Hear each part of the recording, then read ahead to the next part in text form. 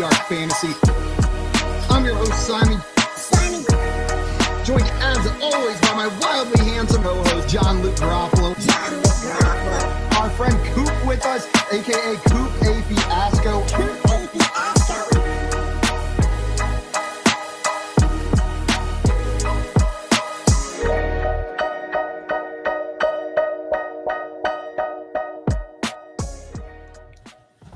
What's up, everybody? Good morning and welcome into the Front Yard Fantasy Morning Show here on Better Sports Network. I'm your host, Simon, joined as always by my co-host, John Luke Garofalo and Coop. What's up, boys? How you guys doing today? Coop, doing fantastic. What's up, dude? So my neighbor may or may not have seen my ween this morning.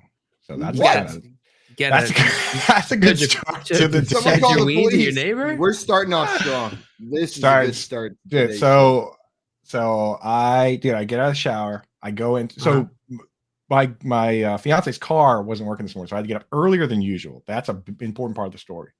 I go to get dressed, and we keep my clothes in the guest room. She's got all her clothes in our room. We keep my clothes in the guest room, which is on the street side of the house. I like how it's not I keep my clothes in the guest bedroom. You know what I mean? Like, we keep my clothes. We keep my stuff out of sight. That's all my belongings are in this. Who's got a room full of flashlights and old sweatpants. And jerseys, right? Yeah, I got a flashlight right here. So we're in the guest bedroom, which is on the street side of the house, the business side of the house. The business side. So I drop my towel, put on my boxers. I turn around and I look out, and my neighbor is in his driveway, like loading his truck, and he's doing that thing you jaw do dropped, where you're like looking the other way on purpose because like you looked over in one direction and then you saw something upsetting over there, right? So I'm just like. What can you give us a read on his body language? Was it comfortable? It was literally just like, so it looked like somebody who was clearly doing something purposely before, but at this point he was just doing this. Like trying not staring straight ahead. Trying not to like just being like, I've always been looking this direction. I've never looked in that direction. I've never not looked this direction. So I just like, and the crazy part is, dude, now I realize that I do that regularly. It's just that normally I'm not awake at the same time as him, dude. So it's not a like wean to wean situation. Or his wean. His wean's never going to be out. No, not this time. Not this time. No. This guy's been bugging Coop for fantasy advice for years, and this was actually a strategy to get him to stop knocking on his door and asking him who to start every Thursday. For real. Yeah, we're done. We're done. Yeah, I don't think he's coming to many parties. Or maybe he is. I don't know. Kind of a waste. Maybe he comes to more now. It's just, he's a married guy. Kind of a waste of a wean drop. There's probably people out there that would have appreciated it more. It's never a waste. It's never a waste. I'd say capitalize on this opportunity. Go over later today, like this evening. Make sure you wait a few hours. Just walk over there. Invite him to dinner tomorrow. Yeah, it's gonna go great. Bring him over, and then just like the first thing I say, I'm just like, so let's just get this out of the way right away. Yeah, I know you saw. What'd you think? What'd you think? I can take it. I can take it. Yeah. So that's how my day started, dude. A little what a way to start the day. What a way to start to your morning. And getting the game said nice, a little morning sausage with his coffee. Yeah, you gotta love a little morning sausage. Tommy. Craig is saying meow. What's up, Craig? Welcome in. Good morning. Craig. And everybody watching, if you're watching this, make sure you download the Better Sports Network app so you can participate with us throughout the show, chat with us, hang out, and we're going to be giving away an NFL signed jersey at some point today as well. Every day this week, and the only way to win it is if you've got the Better Sports Network app. But that's also the easiest way to win it. It's one button press once you get in there. So make sure you've got that downloaded. We're going to hit some of the biggest news stories from yesterday. I wanted to start off with maybe some stuff that isn't super fantasy relevant, but might affect us. So the Chicago Bears unveiled a conceptual plan for a 326-acre property, including the construction of a domed stadium. I know domed stadiums, some people love dome stadiums. They put it into their fantasy analysis when players are playing in a dome. Does this affect anything for you guys with the Chicago Bears? I imagine not, right? There's no domed stadium affecting how you view Justin Fields going forward.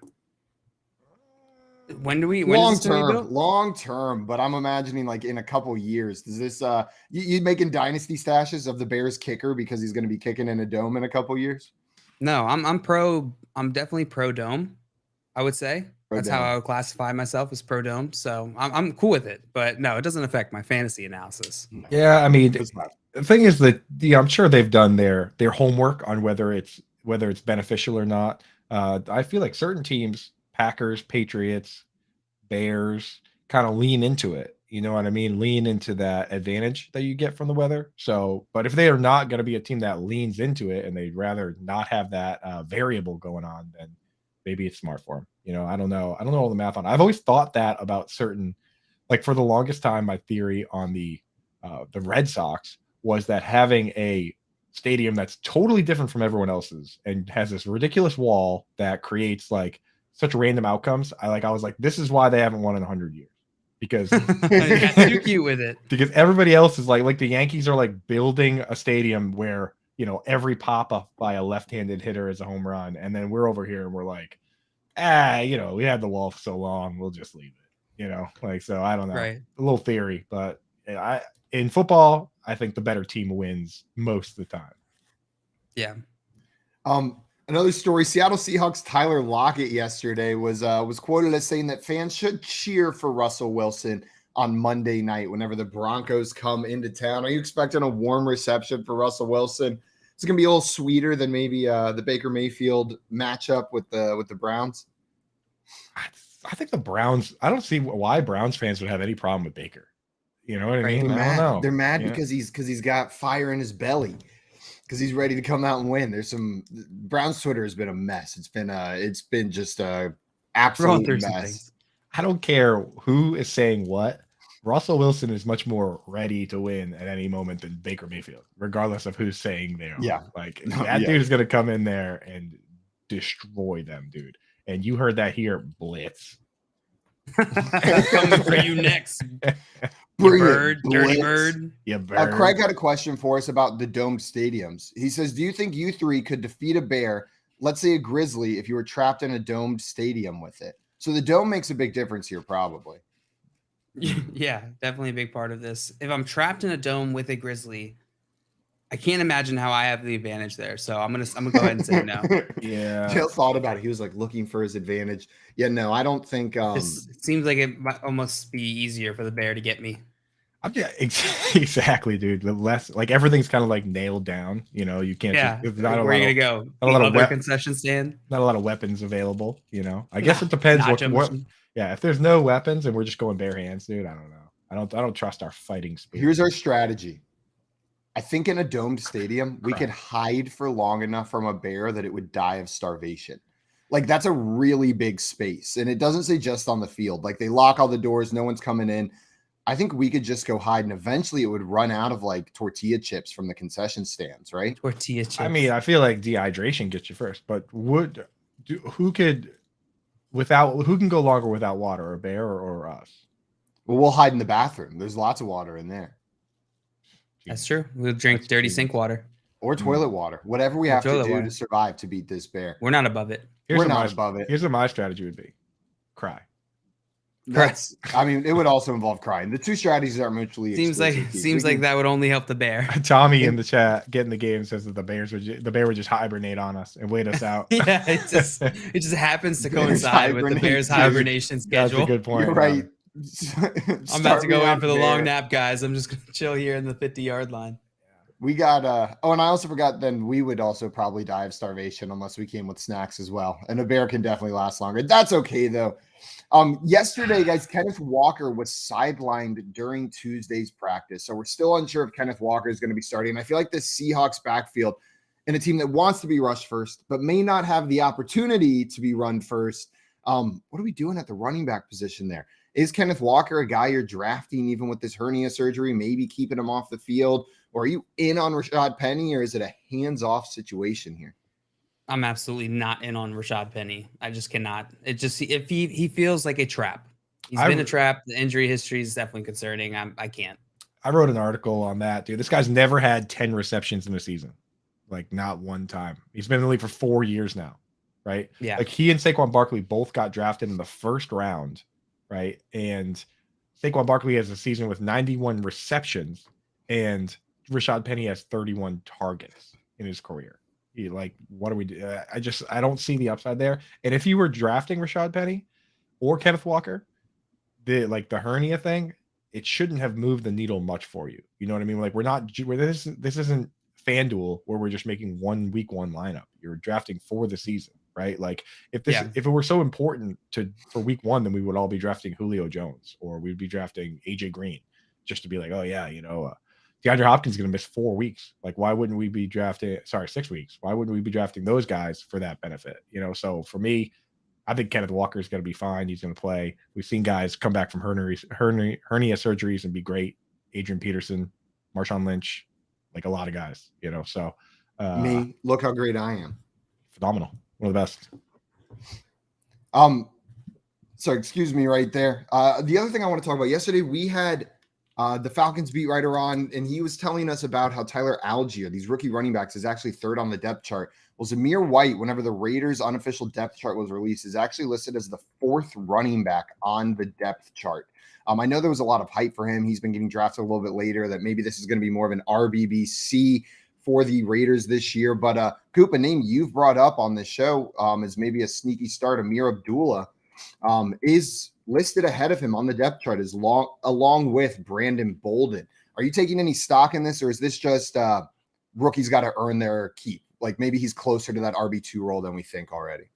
Dude, so the crazy thing about Tyler Algier is that, did you see the depth chart, the updated depth chart the Falcons released after our show yesterday? No. Dude, Tyler Algier was legitimately 8th on the depth chart. Like he was Cordell Patterson, Damian Williams, Keith Smith, Caleb Huntley, Jared Bernhardt, Avery Williams was ahead of him on the depth chart. You know who Avery Williams is?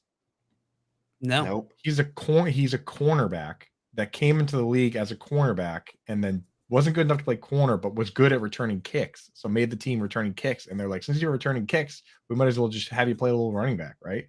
He's ahead of Algier on the depth chart. So that's kind of scary. With the Raiders depth chart, anyone that's been following the Patriots was waiting to see if he was going to bring over the Erhardt-Perkins system. And when they played the Patriots in joint practices, Josh McDaniels said the Patriots knew their plays. So we know that they were brought over the same system. So what we suspect is that it's going to be the same setup where it's 2 split roles. On one side, you have a rundown back backed up by another player. And on the other side, you have a pass down back backed up by a separate player. If you remember the Patriots last year, it was Damian Harris backed up by Ramondre Stevenson, James White backed up by Brandon Bolden. When James White got hurt, Ramondre Stevenson did not move over to the James White role. Brandon Bolden moved up into that role. So what you're going to get with the Raiders most likely is Josh Jacobs is the starting running down back. Zamir White is the backup for that specific role. On the other side, Amir Abdullah is going to be the pass down back in the James White role, and then his direct backup is going to be Brandon Bolden. It's a low upside situation for everyone involved, because if you lose, like if you have Nick Chubb and Kareem Hunt and one of them gets hurt, you get a full-time back. That doesn't happen in the Patriots system or the Raiders system. So that's the way I read that setup. Yeah, that makes a lot of sense. Getting the game in the chat saying love the system that they're running over there. And I see Maria in there as well saying good morning, good morning, good morning. Also, I saw first thing this morning, we got a question in the chat from Eric Powell. I'm not sure if this is a week one question or season long, but Eric wants to know T. Higgins or Keenan Allen. If it is week one, T. Higgins is playing against the Pittsburgh Steelers, and we've got Keenan Allen going against the Las Vegas Raiders in week one. Coop, where are you going on that one? So for me, I have Keenan Allen ahead of T. Higgins in any format except standard, and I don't play standard. I think Keenan Allen is just more of a target monster. He's the top target on his team. He, a little bit of a cap ceiling in terms of yards and stuff, but that's how I go with it. And then if it's week one, I'm going with Keenan Allen because that game's supposed to be a shootout, like we talked about, 52.5 point over under. And the spread is pretty close. So that one's supposed to be fireworks. Whereas the Steelers-Bengals game, the game script, based on what Vegas is telling us, is going to be an easy, low-scoring win by the Bengals. That's what they're saying. It's like 45 points, and there's touchdown favorite. So, I don't know. JL, are you on board with that, or are you a T. Higgins guy? I mean, I'm a T. Higgins guy, too. I like both players. I just have Allen slightly ahead. I am a T. Higgins guy. Actually, I'm pulling a Simon. Probably can't see it. I got a jersey on the floor behind me of T. Higgins, a big T. Higgins guy. That being said, I'm going Keenan Allen for week one. I agree with everything you said, Coop. I want to see how this Chargers offense plays against the Rams. And I think Keenan Allen's going to be a big part of that out of the gate. So I'm fine playing in week 1. For the whole season, I'm going T. Higgins, though. I want that upside. JL, you said exactly what I was going to say. Week 1, exactly what Coop said. It's supposed to be a high-scoring game. Give me Keenan Allen. But like you said, JL, T. Higgins for me for the full season. Excited about that offense. And there's a very real chance he's the highest targeted player on this Bengals team. Maybe not the highest fantasy scoring player, but I think it's not even an unlikely outcome that T. Higgins leads this Bengals team in targets for this coming year. Yeah, possible. Absolutely possible. Guys, coming up shortly, we're going to be playing some fantasy detectives and some name game a little bit later. We've got our friend Clifton Brown of the Baltimore Ravens hopping on with us. You're going to want to hear some of that. We got lots of questions about the Ravens, I feel like. I'm excited to get the inside scoop, and we'll keep on going with our NFL team rankings. As always, guys, we are also going to be giving away an NFL signed jersey. So if you want to win that, make sure you have the Better Sports Network app downloaded. And whenever we say time to go, all you're going to have to do is hit that call in button and you will win it. So stay around, guys. We've got a lot of fun stuff coming up. Bets and follow your fantasy team while you buy, sell, and trade collectibles in real time. Only on Better Sports Network. Last guy was Joe Mixon that I mentioned landed in this Warren Buffett school of investing when it comes to fantasy football.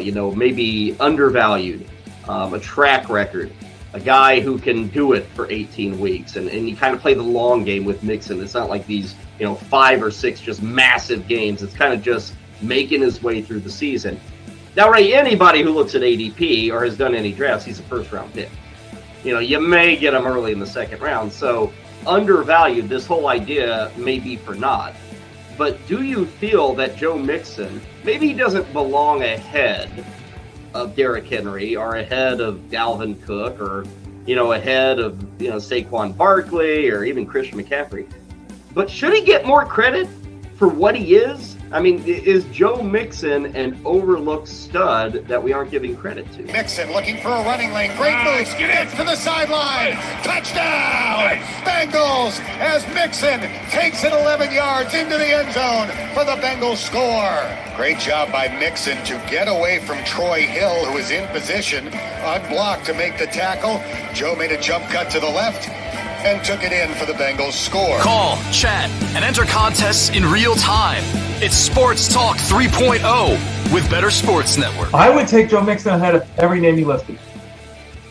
I'm not taking McCaffrey. I'm not taking Henry, Dalvin Cook. I'm not taking those guys ahead of him. Last year, if you look at Mixon, he was 3rd in the league in touches. He was 8th in the league in yards from scrimmage. He scored a touchdown a game, and I don't think that the offense is going to be appreciably different this year in Cincinnati. They're returning the skill players. They've improved their offensive line. If anything, that will help Mixon out. He's clearly going to dominate the backfield in touches. I know there have been these stupid reports that people have clung to. Oh my God, he's not going to play every third down. Didn't play every third down last year. We talked about this so much. There was one running back in football who played 80% of the snaps last year. One, it was Najee Harris. Jonathan Taylor, who's the number 1 running back, quoting everyone, played 69% of the snaps. So, yeah, is he going to miss some third downs, Joe Mixon? Yeah, who cares? They all do. He's going to be one of the league leaders in touches. He's the guy at the goal line. He catches passes. And again, I'm taking him in the top 5 at the running back position without question, and I'm always taking him ahead of CMC and Henry. Value investing. It's worked for Warren Buffett. We'll see if it works for fantasy players this year. Again, Joe Mixon on that list. Call, chat, enter contests in real time. It's Sports Talk 3.0 with Better Sports Network.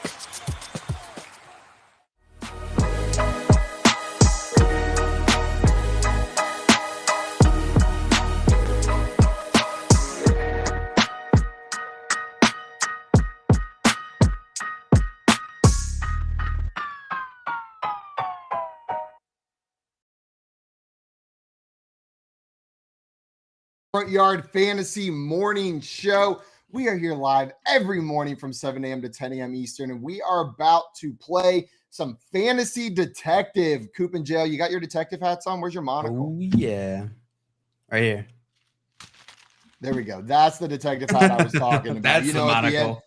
At the end of a long case, got to head down to the Waffle House, have a chocolate chip waffle, hash brown scattered, covered, smothered. Scattered, covered, smothered. Scattered, covered, smothered. What's your Waffle House hash brown order, Coop? These cases they end at the same spot they always begin.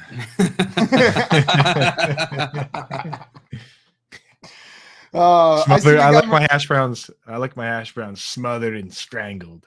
Strangled. Give me that strangled hash brown. I see Albert in the chat. Good morning, my man. Welcome. Good morning, Albert. And Maria as well. What's up, Maria? Welcome and glad to have you in here.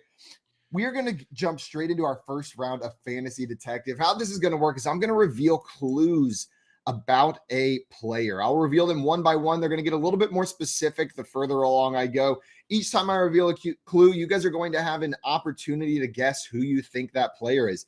Get it right, the round's over, and you're going to win a point. Get it wrong, and your opponent will have a chance, and we'll go to the next round. You ready? Oh, yeah. I see Craig in there saying Coop is the BTK of hash browns, apparently. And Maria said, Coop, are you the one who solved the Scranton Strangler? We're still on the lookout for him, but the description looks kind of like very handsome with a red light behind him. Incredibly. Had a pile of jerseys behind him on the floor. Yeah. Specifically T. Higgins. Specifically T. Higgins jerseys. Here is your first clue for Fantasy Detective. I have a 2021 QB rating of 104.2. If you got your QB ratings memorized, you might be able to pull this one out. I feel like that's pretty good. You want to take a shot, or you want to just go on to the next clue? Do I lose points if I just throw it out there? No. I think it could be Kirk Cousins. Oh, that would have been good because I could totally see Keith doing that. Yeah, Keith, you little rascal. Keith, you little sneaky mom. You got to guess. I'll go with Joey B. Joe Burrow. Joey B is wrong. It is not Joey B. I'm sorry. Here is your next clue. I had a completion percentage of 68.8% last season. Hi. And I see someone in the chat. We got someone in there saying, hi, Coop. Big fan from Doug. Doug is a big That's Doug, your friend, or your friend Doug on the Twitter sphere. Good dude. Shout out DJ. Doug. DJ, what up, Doug? You guys got a guess based on the 68.8% completion percentage? I guess Tom Brady. Tom Brady is wrong. It is not Tom Brady. Bonk. Yeah. Oh, dude, this is like right in the wheelhouse of like Mac Jones or Dak Prescott. Is it Dak Prescott? It is Dak Prescott. Yeah. You're absolutely right, Coop. He made his straight blank face, so I knew built you this were right. City. Yeah. Dang it. We built this city on Waffle House. Coop, since you got that one right, you volunteered to talk a little bit about Dak Prescott first. How are you viewing him redraft just for this season? Is he closer to that top tier of guys like the Patrick Mahomes, the Josh Allens, the Justin Herberts, or is he closer maybe to that next tier of guys like the Aaron Rodgers, Kirk Cousins, Derek Carr? He's in the tier that, like, in my mind is the don't leave the draft without them tier. So like if you don't get somebody in the top group, I'm sitting there and honestly, as crazy as it sounds, I don't necessarily even care which one I get.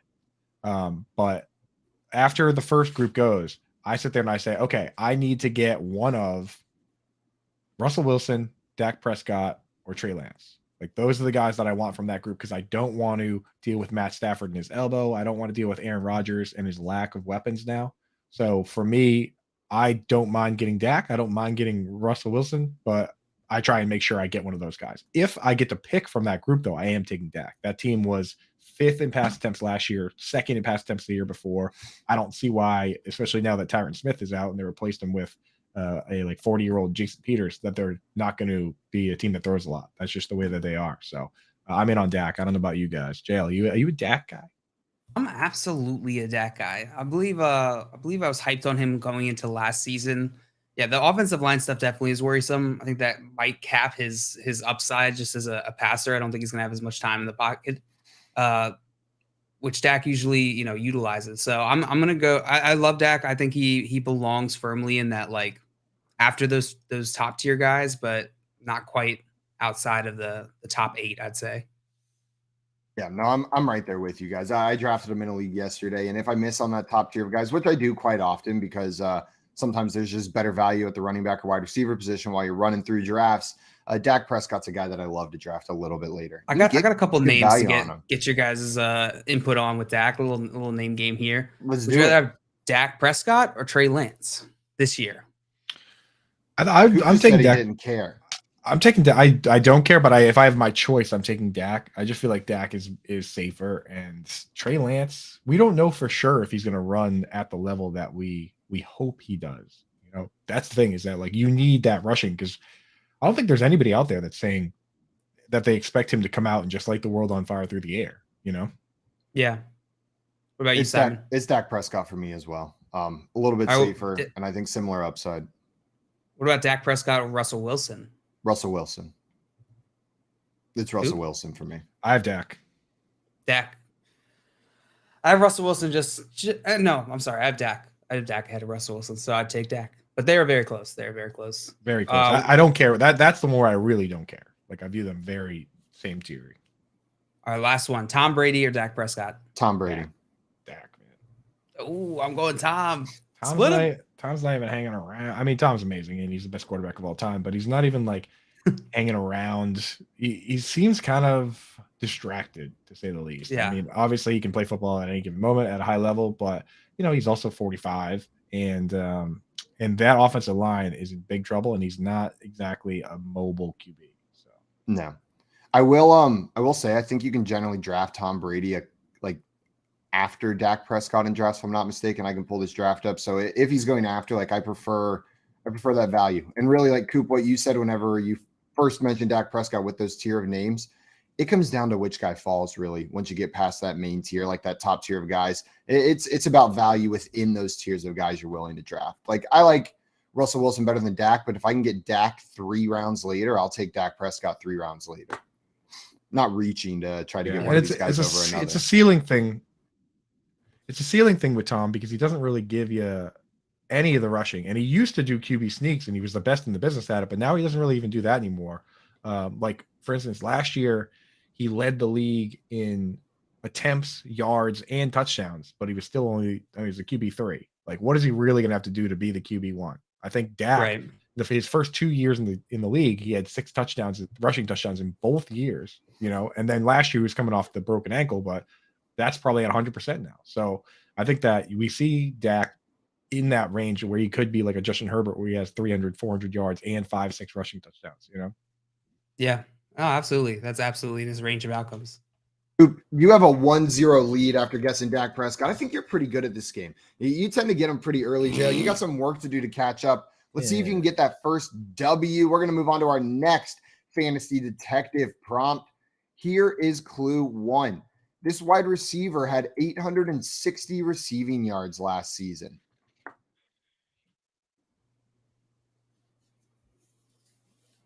Any guesses? Christian Kirk. 860? 860. Joe, what was your guess? Christian Kirk. That is incorrect, but good guess, I think. Was it Tyler Boyd? It was not Tyler Boyd. Both of you guys are going to be wrong on that one. Your next clue is he had 11 total touchdowns in 2020, but saw his production drop down to 2 in 2021. Also, Joe, Christian Kirk had 982 receiving yards. So he was a little over on that. How many did Tyler Boyd have? I'll let you know in just a second. Now. 2. We only had 2. We only had 2. Went from 11 touchdowns to 2. Who that? Tyler Boyd had 828. So you were very close on that one, Coop. Obviously. Okay. 860 yards. Went from 11 to 2. What are you thinking? Who the Anybody heck went coming from to 11 mind? to 2? Amari Cooper? It is not Amari Cooper. I'm sorry. How many touchdowns he had? Joey in the chat saying Robert Tunyon. Oh, Decent Bobby guess, Tunyons. but Pretty sure you forgot about the wide receiver rule. The wide receiver rule, and I like to. Was it DK Metcalf? It was not DK Metcalf. DK Metcalf had 12 touchdowns last season. Yeah, he caught 12 touchdowns in 2021. I will give you your next clue. He was one of 2 Canadians selected in the 2020 draft. Oh, I got it. Damn it. Can I say it? Go for it. I'm going to let you see if you can figure it out. No, I don't want no pity point. Is it Mapletron? Is it Chase Claypool? It is top 3 wide receiver in the NFL. Mapletron. Chase Claypool is absolutely correct. The last clue gave it away. Total touchdowns, or 11 total touchdowns in 2020. It was 9 receiving, 2 rushing to go on that. And then I think whoever's losing in this game should get to guess first. Okay, that's fair. Yeah, the thing is, you guys should have made fun of me harder when I said that DK Metcalf had 2 touchdowns when he had 12. I was gonna say we really should have. You should have laid it on, knowing, but you probably wouldn't have guessed it. I would be so mean when I did figure it out. Yeah. Also, Dustin in the chat figured it out. Said Chase Claypool right there. Nice job, Dustin. Absolutely killing it. Also, Craig said, I think one of you needs a wacky sound effects board to be a true morning show. Woo woo! Now make your best sound effect. Listen, we can make that happen. We can absolutely make that happen. Tune in tomorrow. What sound effect would you want, JL, if you could push the button? You have to make it with your mouth. What would you want it to say? I have to make it with my mouth? Right now. It would be bonk. Bonk. Yeah, easy. Join in the chat with a bonk button. Coop, you got a sound effect you want? Mine would definitely be Grimace saying duh. Duh from Grimace. Absolutely. That would be disgusting. That would be disgusting. That would be disgusting. That would be bad for the show. Giving Coop the ability to just make it say duh at any given moment. That would be really bad. Grimace saying shut up. I have no faith that Coop would not abuse that button. No, awesome. I have 100% faith that he would abuse that button. It's not even like a faith that he wouldn't. It's a 100% belief that this show would go off the rails, downhill immediately because Coop would hit duh every 45 seconds. It's a guarantee. Smash that fun button if you want. Fun button. Smash that duh button. Smash that duh button if you want the duh sounder added to the board. The sounder. Before we move on to our next fantasy detective, I see a question in here from Daddy T33. What's up, Daddy? Welcome into the show. He had a question for us, and he said, are the Ravens running backs untouchable for the first few weeks of the season with Dobbins being uncertain? JL, what do you think about the Ravens running back situation right now? I'm certainly not touching them. If I have to touch any of them, if Dobbins is for sure out, it'll probably be Mike Davis, since he is the guy who's been there. We went to the Ravens open practice a couple months ago, or maybe it was last month. Mike Davis looked fine. I know everybody's, out on him because of what he did last year in Atlanta. I understand that. If you have to play him, you have to play him. I'm fine loading him up if Dobbins is for sure out. Otherwise, I'm probably just staying away. Wow, JL, do you have boots on the ground over there? Oh, yeah. Open practice. Let's go. M&T Bank Stadium? You nailed it. You nailed it. Don't worry about it. So I'm actually going to answer this with a little plug for later because I don't have to speculate on which running back to start week 1 because we're going to have Clifton Brown on the show later today, right? So I'm just going to wait and ask Clifton Brown if these guys are going to be ready to play or not. I mean, you're going to listen to the guy that went to one open practice, or you're going to listen to the guy that literally beat writer that we're going to have on. Yeah, so whoever asked that question, make sure you hang around because I will ask Clifton Brown. I'll say somebody in the chat asked us this, and I was like, why am I going to answer when a beat writer for the Ravens is coming on in what, an hour or so? Yeah, about an hour. Just about. That's a good point, Coop. I'm gonna take your lead and I'm gonna punt on that as well. We had one more question from Eric in the chat, and this is a fun one. He said, thoughts on Trevor Lawrence and Justin Fields in a Superflex redraft league. Drafted late, had to go strong on wide receiver, but sadly weak running back as well. But he got Trevor Lawrence and Justin Fields. Coop, are you comfortable rolling out with those two second-year quarterbacks as your starting guys in Superflex? I mean, if Justin Jefferson and Cooper Kupp are there, you have to take, especially, I'm assuming what happened is he was picking towards the end of the first round, right? Yeah. And he picked Jefferson, and then Kupp was still there on the way back. And like, you're not going to, the thing is like Justin Fields is kind of the kind of guy you have to reach for at that spot anyway. You know what I mean? So he's probably going to have to pick like a Derek Carr or somebody like that. I approve of that move. And Simon, I believe you said that as one of your biggest strategy tips is like, don't force yourself to take a tier of players before you have to. So if your first tier of quarterbacks went, you take Justin Jefferson and Cooper Kupp and then just take best available. So I'm absolutely on board with that team. Yeah, I love this team. I'm fully with you, Coop. I think this could be the kind of team where it might make sense to draft someone late as well. I know you already drafted, but to like draft a safer quarterback later in the draft, someone that's just going to get you some production. A Mac Jones could be a perfect complement to this team if you just wanted to go all Matt Ryan. That's another great name. So maybe check your waiver wires, see if there's someone out there sitting on waivers that's a little bit safe. But you got all the upside in the world with Justin Fields and Trevor Lawrence, and hopefully a decent floor. But we'll have to see how those guys do. Let's do another fantasy detective round right here. JL, you are down 2-0 so far. I got this. Let's go. I believe in you. Smash that fun button for JL. Smash it. They nerfed it for me. Smash it. We got to get that fixed, man. We need the old fun button back. The fun button. The funner button. The real fun button. Yeah. Okay, here is your first clue. This running back averaged 4.5 yards per carry last season. Miles Sanders. Sorry, what was it? 4.5? Miles Sanders averaged 5.1 yards per carry. He averaged 5.5 yards per carry. As crazy as that sounds. That's insane. So, JL, you are incorrect, as Coop just let you know. I didn't even have to come in and let you know. What was it? 4.5 yards per carry? Yes. 4.5 yards per carry. What are you thinking, Coop? James You got Conner? a name? James Conner is James incorrect. I'm sorry. That is incorrect. Double wrong on that first one. We're going to get the next clue to you, though. He had 454 receiving yards last season. Daddy. What was it? He had 454 receiving yards last season.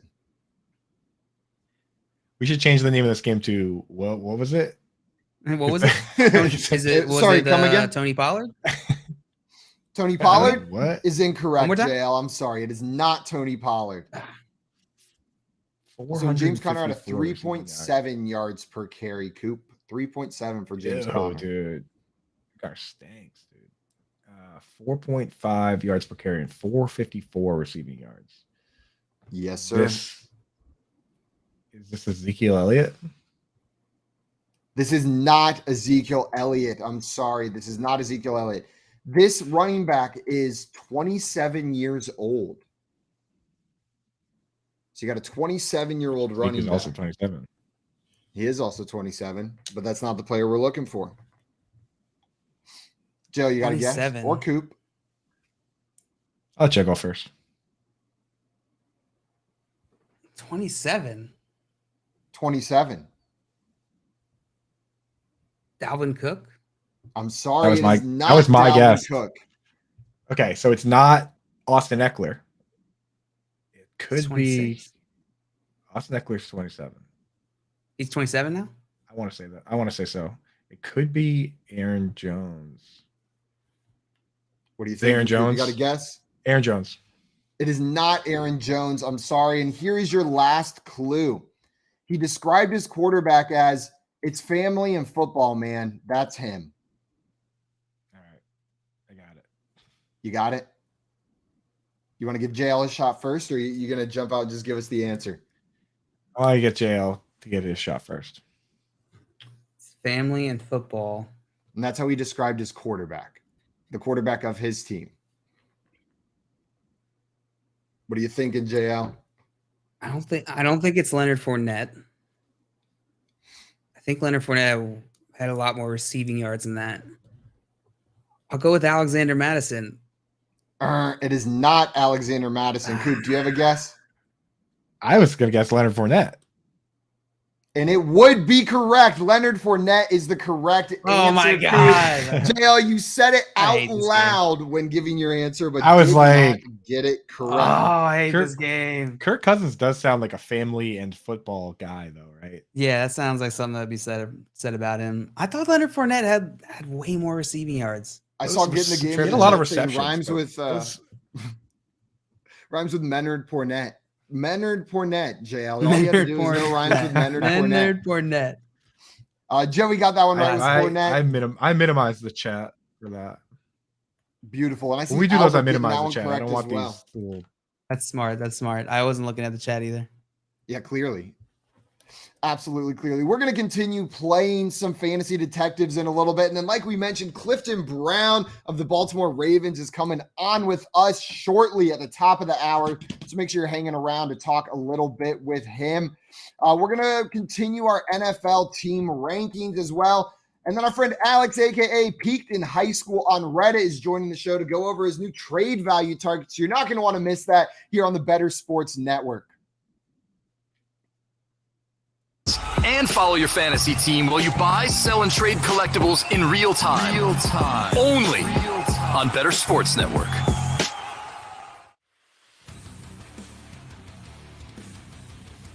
You can't go from loving somebody to not loving them in a year. Like last year this time, everybody was on Terry McLaurin. Now nobody wants Terry McLaurin? Come on now, what are we doing? I would have said with Heineke, I would have been like, oh, great. That's a guy who can get McLaurin the ball. At least, he's efficient. He's good. He knows the system. Look, McLaurin, gone down about 11 spots from the start of the month until the 29th. Nobody's on Scary Terry this year. I mean, like his high over the last 2 days has been 36. His low has been 56. Can you imagine sitting at 56 and being like, oh, I guess I'll take Terry McLaurin now, right? Like, I mean, can you imagine like a fantasy draft was like a real draft where like the players were like in another room waiting to be picked? You know what I'm saying? Can you imagine Terry McLaurin sitting in there and be like, oh, I can do that. And then they'd be like, I'm on Ross St. Brown. He's like, oh! Terry McLaurin continues to sit in the green room. Let's go back. I believe that's Terry McLaurin's girlfriend and brother. McLaurin's. He was thinking he was go as high as 36 today. We're now on pick 49. Let's see who's about to go. He said you got to feel real bad. You know what I'm saying? For McLaurin, the McLaurin family. You know what I'm saying? His mom must be sitting there. They be having their head down and stuff. They have the rosary beads out. You know what I'm saying? Brees Hall's on stage trying on a jacket. and with the 57th pick of the draft, show your TDs picks. Terry McLaurin, and it's like, yeah! McLaurin gets his hat. Yo. With his hat. Hey, Front Yard Fantasy can't do this now, though. They can't do this. That's right. Fake green room. We'll see about that. Oh, man. Terry McLaurin sitting around some bar in the green room, and some bar till pick 60. You got to feel bad for Terry McLaurin. What if you're the guy that picks 57th and you're like, oh, man, I just missed Terry McLaurin. I just missed McLaurin at a steal. Brandon Cooks McLaurin it is. Comes like, I'm going to show the rest of the league. How serious it is. I hope that doesn't happen to nobody. Better Sports Network. It's sports talk. Done better.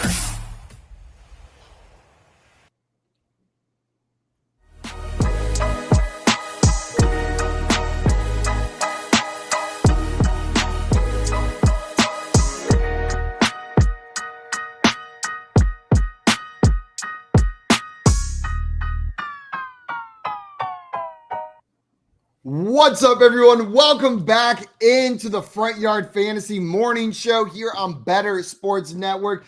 Did you guys hear Corey throwing that shade during that break right there? I heard it. Just out of nowhere. I'm listening, enjoying the conversation. All of a sudden, I hear the Front Yard Fantasy guys can't do that. Like, what the hell, Corey? Completely unnecessary. What happened to friendly rivalry? He just took that friendly word in front of friendly rivalry and he ripped it up. He said, that friendly rivalry's gone.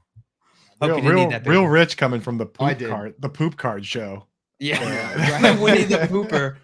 Yeah, cool show, dudes. Yeah, it's like Viagra pills, boxes, Viagra pill containers, and poop cards. That's the show, guys. Wears his Waffle House hat for the last 30 minutes. That's the show. First of all, this is a very important detective hat, JL. Yeah, and I'm sorry. You're right. And as long as I've been wearing this, I feel like I've been undefeated in this detective. Yeah, I mean game. Scoreboard. So, you can say scoreboard. Please, we're supposed to be talking trash to Corey Parson here. That's true. Let's not besmirch anybody on the show right now. Okay, the good show. Joe, you have dug yourself a little bit of a hole here. I was keeping score on that card, but I remember the score. It is 3-0 in favor of Coop. I was keeping score on that, and it actually was an important paper. That was the piece of paper I needed to mail in for my vehicle registration for this year. But I'm sure they'll send me another one in the mail, right? I was just writing on the back of it. They want my vehicle registered. It gives them tape money, it. so they'll I've been tape it together and send it into them. I've been taking my notes on Nando's vehicle registration. I grabbed it. Grabbed his van when we were over his house. It was like the one thing I thought might be valuable, but then I realized it was for a pink VW Bug. Real old too. It's the title to his vehicle. There's just all this random notes written on him. It's got Evan Ingram plus Coop and a heart written on the back. I actually lost money on the deal. I inherited a bunch of parking tickets. Nando, get your act together, Nando. Yeah, thousands of dollars now. Yeah, you can't just park anywhere, Nando. Everybody, if you're listening and you want to get in on the action with us, if you want to come play some of these games with us, think you know the answer, you can call in just by hitting one button. It's that call in button in the Better Sports Network app. Download it, register, and then come hang out with us. Talk some football with us. Football. Oh, that was a little bit deeper than I intended. I didn't mean to go where I meant to go. You went full metal on us. Easy there. I meant to go just like he said easy there, Slipknot. It happens. Easy there, Slipknot. Your next fantasy detective prompt. Dale, you ready? You got to get this one, my man. I'm rooting for jail. This one's worth 4, by the way. I wouldn't bet on it. This one's worth 4. I threw 14 interceptions last season. Is your first clue? Any guesses? Pretty bad. 14 interceptions. Joe Burrow. That is incorrect. I'm sorry. Well, maybe he did, but that's not the player we're looking for. I want to say the league leaders it was Stafford and Trevor Lawrence, and they were around like 17 or 18. So this guy threw. That's exactly correct. Everything you just said. Obviously. So this guy threw. Did you say obviously? Obviously. This guy threw a decent number of interceptions. That's kind of bad. Is it 14 picks? Was it Justin Herbert?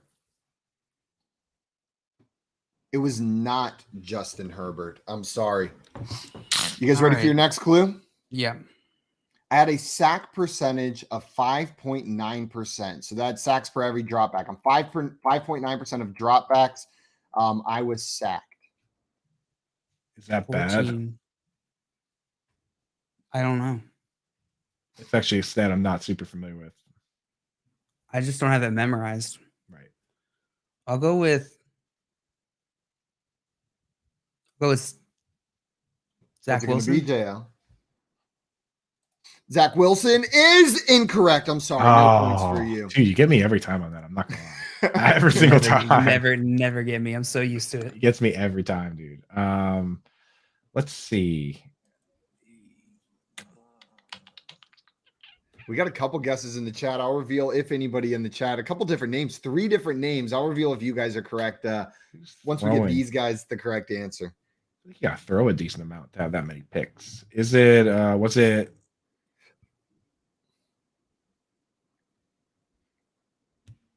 What's it going to be, Coop? I don't know. Was it? We can move on to the next clue if you. Was it Jared Goff? It was not Jared Goff. It was not Jared Goff. Your next clue for this player was in 2019. I was selected to the Pro Bowl. So this was a Pro Bowl quarterback in 2019. 5.9% sack percentage and 14 interceptions last year. Pro Bowl the year before or last year? 2019. 2019, 2 years ago. 2019. I feel like Jameis Winston was a Pro Bowler, but he only threw 3 picks last year. Tannehill? It is Ryan Tannehill. JL. Ryan Tannehill is the correct answer. Nice job. I think who had a big year that year. Congratulations. Ryan Tannehill is 100% correct. And whenever we talk about like these safe quarterbacks, maybe to pair with those guys, Coop, do you have any interest if you draft a Justin Fields or a Trevor Lawrence to grab a Ryan Tannehill as a safe quarterback? Do you view him in that tier, or is he off your draft boards? No, not in a 1 QB league. In a 1 QB league, the safe quarterbacks that I'm willing to draft are the tier before. Like we're talking Stafford, Brady, Carr, Cousins, Rodgers. Like I'm not drafting a Justin Fields and then drafting a guy like that. If I'm going to go anywhere, I'll go either double upside with like Tua, or I'll go with like Jameis Winston or Trevor Lawrence. Like I just feel like there's no reason to draft Tannehill in a 1 QB league. You feel like he's just there's no upside. Like what's the upside in drafting Ryan Tannehill? Well, I mean, the upside, he is like that sneaky rusher, right? Like he was a wide receiver in college and he's super fast, but like last year he just didn't run. Like he didn't run the way he used to, or the year before. Like, and without that, you realize that it is pretty boring. So, Jill, do you have any interest in Ryan Tannehill? I feel like what we could see, I feel like one of the reasons he was so successful prior last year, that year before, was because of those dump off passes to Derrick Henry, and Derrick Henry would just take him to the house. And so with Derrick Henry coming back this year, I could see him benefiting from that again. But Coop's absolutely right. Like his upside is still capped on the passing side outside of that. So I'm not that excited for Ryan Tannehill, but I think he could probably return more value than where he's being drafted currently. Jordan Loop in the chat said, I took him in Scott Fishbowl. Glad I'm dead in the water. Thanks, Coop. Thanks a lot, Coop. Scott Fishbowl's a 2 quarterback league. All right. So that's a format where he's very, very much viable, Jordan. Absolutely. Now, the quarterback going right after him in NFFC drafts the last 2 weeks, just about 4 picks after him, so they're very close, is Baker Mayfield. Would you rather draft Ryan Tannehill or Baker Mayfield as your second quarterback in a 2 QB league? No. No, just absolutely He not. said no. Tannehill. Jill, what about you? You gotta go Tannehill. Yeah, I think I'm going Tannehill as well. There's just a little bit too much unknown for Baker Mayfield in that Panthers offense. And that Panthers offense hasn't been fantastic. So not that far. It's not that far apart. Not that far apart, but not far apart. These are tiebreakers. I think that's probably why they're going back to back. JL, if you get this last one right, you will still lose, but it'll be less embarrassing. You'll only lose by 1. I also wanted to shout out Albert for getting that one correct in the chat quite a while ago over there on YouTube. Nice job, Albert, getting that one right. Nailed it. Albert. Okay. Here is first clue for the next one. All right. In his career, he's thrown for 6,917 yards. In his career. Yeah, not last season. That would have been incredible that we just entirely forgot about that guy. It's not even out of the realm of possibility with 17 games now, though. No, Herbert had what, 5,300? He had the most? Yeah. So this guy's been in the league for, I mean, it's hard to say, actually, really. Well, I got the last one right. I'll be guessing first, so I think Coop should go first this time. Is it 75 Jordan Loves? Is not 75 Jordan Love. That is a great guess, though. Okay. Jill, what do you think? I'm going to go with Kyler Murray. It is not Kyler Murray. Your next clue is last season he threw for 702 yards. That's not that good. Not that good. 702? 702. In one game? 702 yards. All season. The entire season, 702 yards. Any guesses? No. 702 yards. I definitely have to have a guess. Marcus Mariota? It is not Marcus Mariota. Forgot your other clue. JL. The other clue, He's thrown for 6,917 yards in his career. Oh, that's probably too low for Mariota. What are you thinking, Coop? You got a guess, or should we move on to the next clue? I do have to guess. Is it 702 yards, dude? So he played like a handful of games.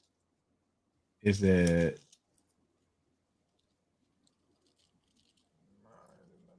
I'm going to cut you off if you don't come up with a name. We're going to move on to the next clue. Fine. Oh, fine. We're moving on to the next clue. Cut me I off. can't think Don't of one. care. This quarterback had a QB rating of 103. Does that help you out at all? Does that give you any more insight? Pretty good, right? That is pretty good. Is it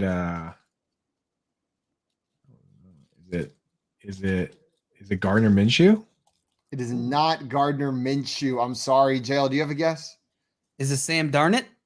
It is not Sam Darnold. Sam Your dang last clue. Sam dang it. His middle name is Cyril. Cyril. Cyril. Cyril. Cyril. Cyril.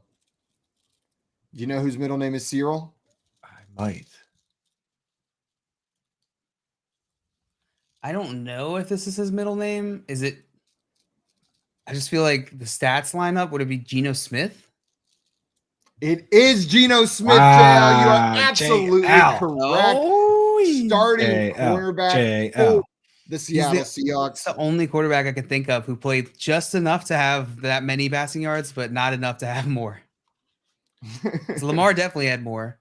Lamar Jackson definitely had more. Definitely had more. Detective Hat kind of left me with Detective Hair. Detective Hair. Oh, I don't want that.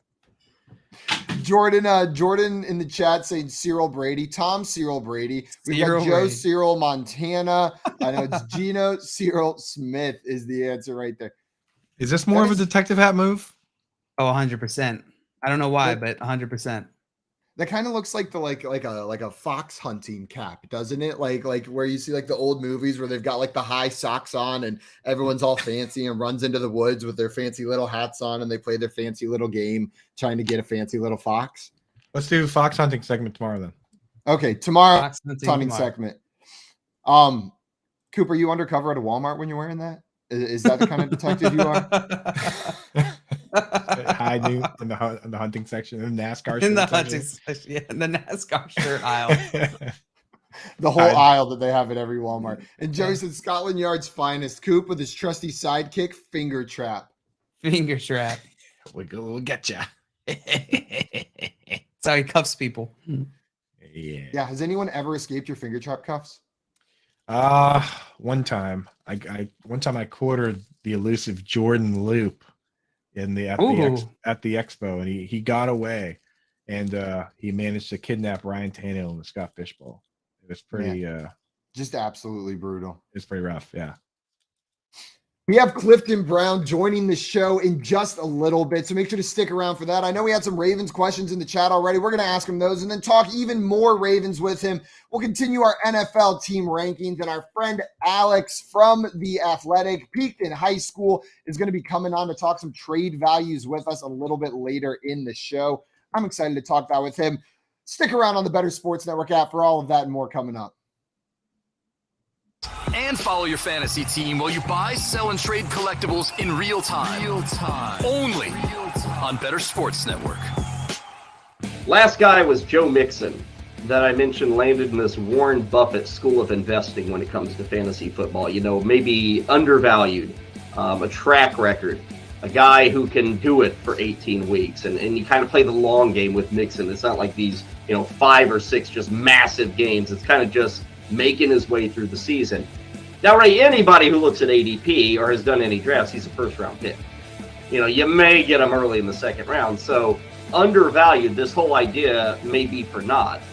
But do you feel that Joe Mixon, maybe he doesn't belong ahead of Derrick Henry or ahead of Dalvin Cook or, ahead of, Saquon Barkley or even Christian McCaffrey. But should he get more credit for what he is I mean, is Joe Mixon an overlooked stud that we aren't giving credit to? Mixon looking for a running lane. Great move. Gets to the sideline. Touchdown! Bengals as Mixon takes it 11 yards into the end zone for the Bengals score. Great job by Mixon to get away from Troy Hill, who was in position, unblocked to make the tackle. Joe made a jump cut to the left and took it in for the Bengals score. Call, chat, and enter contests in real time. It's Sports Talk 3.0 with Better Sports Network. I would take Joe Mixon ahead of every name you listed.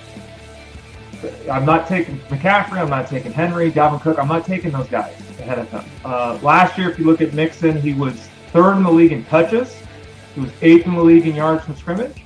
He scored a touchdown a game, and I don't think that the offense is going to be appreciably different this year in Cincinnati. They're returning the skill players. They've improved their offensive line. If anything, that will help Mixon out. He's clearly going to dominate the backfield in touches. I know there have been these stupid reports that people have clung to. Oh my God, he's not going to play every third down. He didn't play every third down last year.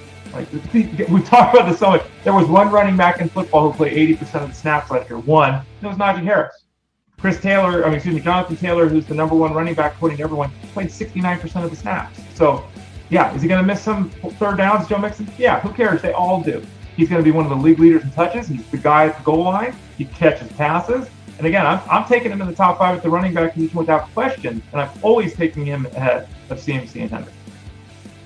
Value investing. It's worked for Warren Buffett. We'll see if it works for fantasy players this year. Again, Joe Mixon on that list. Call, chat, enter contests in real time. It's Sports Talk 3.0 with Better Sports Network.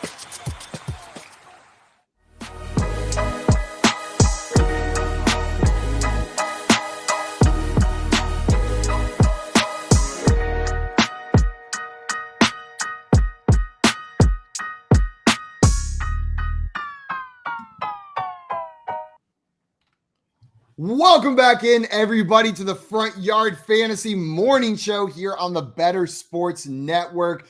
We are talking football, as always. I just love coming in and stating the obvious whenever we get in there. We've got a question from Albert in the chat that I wanted to hit right away. I was thinking about this one over the break while we were sitting there. Albert wants to know, would you guys start Gabe Davis or Rashad Bateman week 1? So, JL, you just espoused your love for Gabe Davis on this show yesterday. Told us why you should draft him, where he's being drafted in the NFL draft. So, or in the in fantasy drafts, would you start Gabe Davis or Rashad Bateman week 1? Yeah, let's look at their matchups here. So Baltimore's playing at New York Jets. And what was the other one? It was Gabe Davis, Gabriel right? Davis, and they're playing Los Angeles. So that's Thursday night game, Los Angeles. This is an easy Rashad Bateman for me.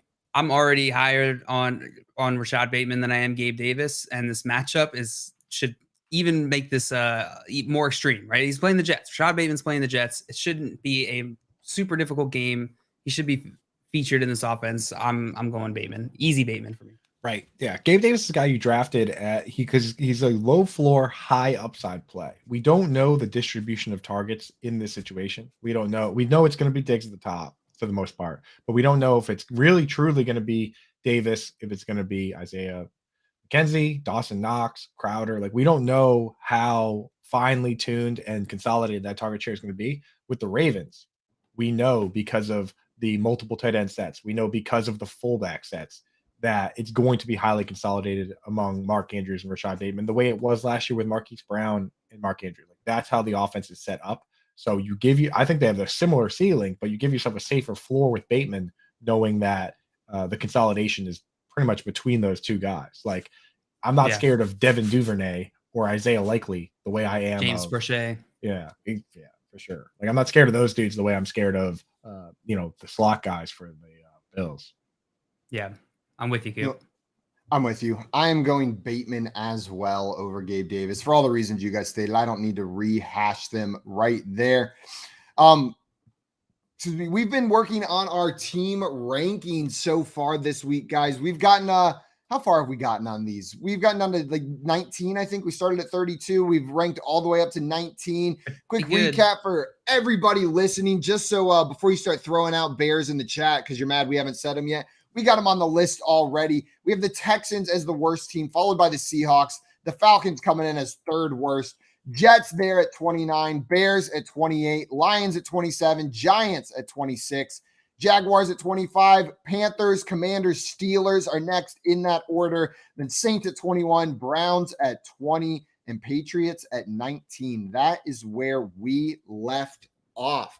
So we got to talk about who's next after the Patriots. Who is the next team that we're talking about? I don't know if there's anybody that immediately comes to mind for either of you guys as the next worst team. I think we're hitting a new tier now, it seems like. I just want to, before we move on, like, we're not sure that the Patriots aren't better than like the Rams and the Bengals. I'm pretty confident with having the Patriots at least below the Rams and the Bengals. Coop, are you sure though? I mean, like, the Patriots have Kendrick Bourne. They do. They Nelson Aguilar. And Nelson Aguilar. I want to revisit. I want to revisit that last one. Has nothing to do with the pictures of Tom Brady and actually pretty much everybody behind me is no longer on the team anymore. I think that's the problem. I'm like looking at it's like Edelman and Vinatieri. Yeah, I gotta get some Mac Jones on the wall. You got to get some Mac Jones and some Kendrick Bourne on the wall. Jay wants to know, are the Patriots better than the Jets? We got them ranked that way, but Coop, you think the Patriots are better than the Jets this year? Mods. Oh, kick him out of the chat. Keith is a Jets fan though, so he's gonna pin that one to the top. He's gonna pin that. Damn you, Keith! Every comment's just gonna become that comment somehow. I'm pretty sure they're better than the Jets. The next teams that come to mind to me that we probably have to talk about, we're like, now it feels like we've been talking about only bad teams, so it feels bad to bring up teams that aren't necessarily bad, and this is where it gets tricky. But I think we're entering that tier. We're near the middle, so these are going to be our middle of the road teams. Probably like the Miami Dolphins are a team that could be listed in this range. We've got potentially the Colts as another team that could be here. The Cardinals without DeAndre Hopkins maybe in a really tough division could be here. Those are the names that jump out at me. JL, what are you thinking as the next worst team in the NFL? Yeah, I think you hit on some good ones there.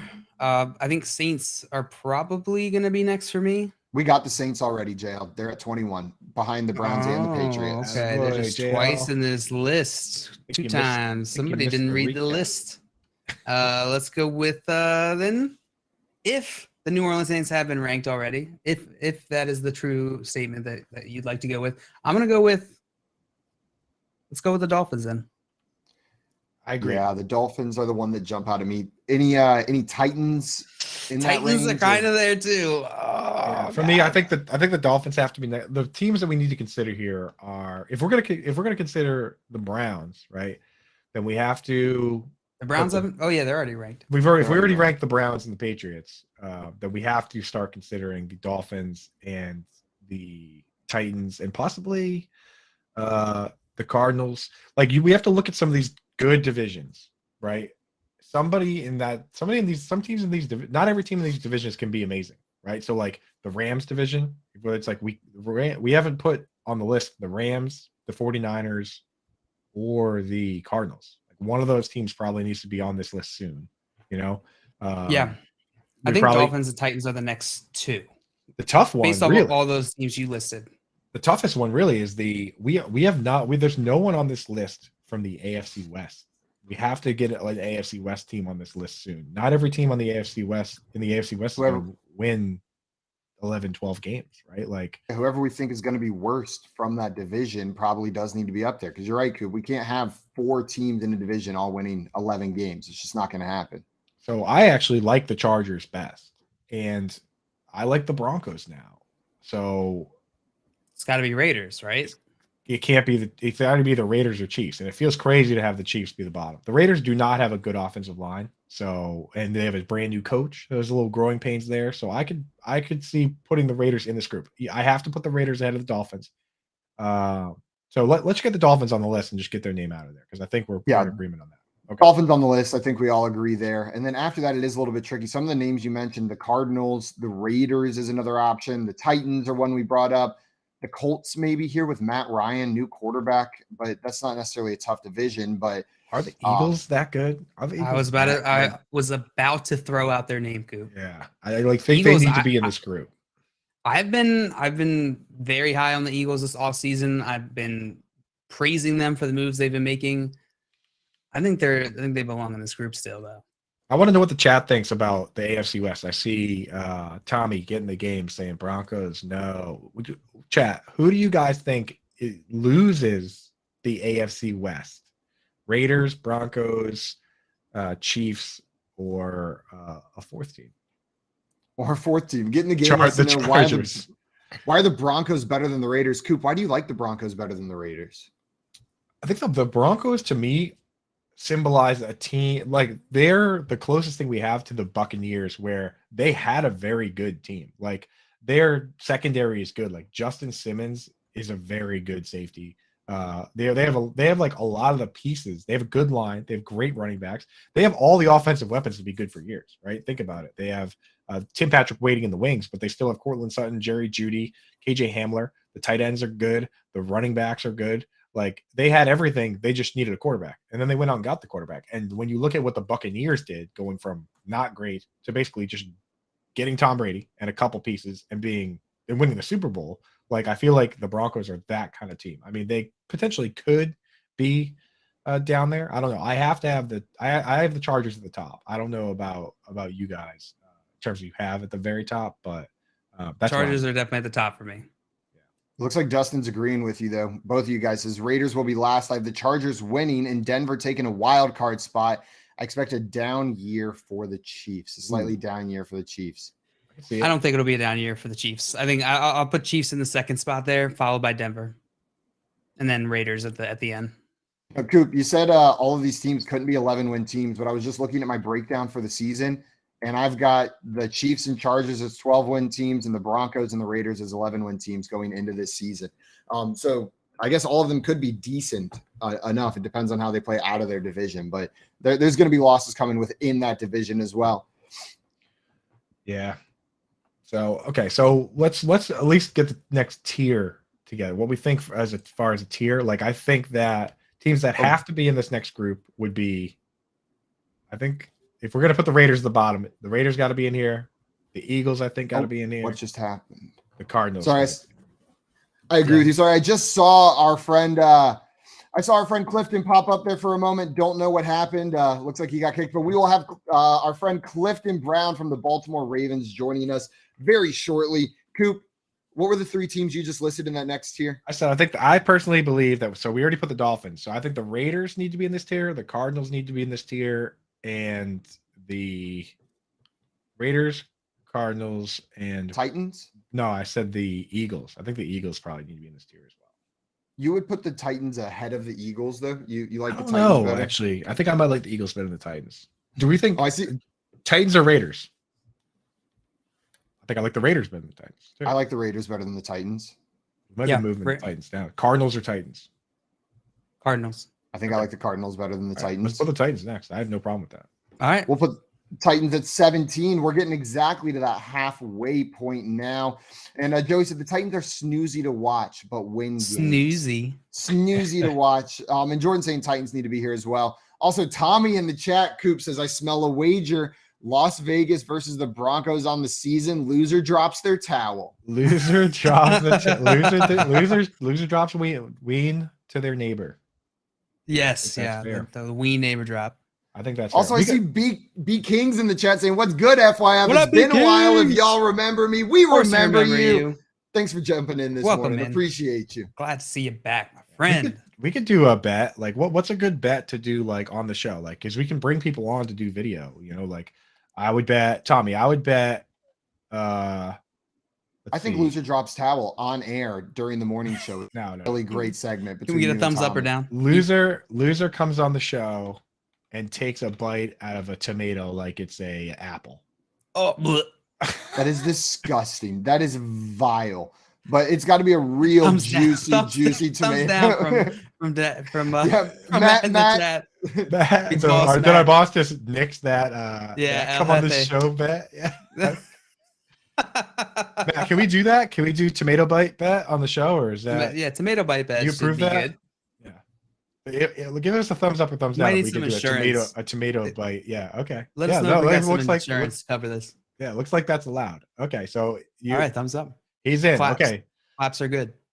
I'm from New Jersey. I ate tomatoes for breakfast. All right, fine. We'll do an onion then. Ooh, an onion bet. No, how about a stick of deodorant bet? You have to get a stick of deodorant, unroll it all the way out, and then take a bite of it. No. You don't have to swallow it, but you have to take a full bite of the stick of deodorant. No, that's absolutely poison. not. No, we've gotten a little off the rails on our show. Let's get it back on the rails with our friend Clifton Brown, staff writer for the Baltimore Ravens, joining us on the show today.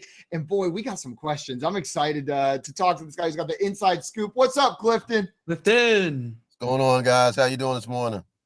Good. Wonderful. Thanks for taking the time to hop on with us today. Talk a little Ravens football. No problem. Everybody's excited, man. We're finally here. Been talking about this stuff for months. I'm glad it's week 1.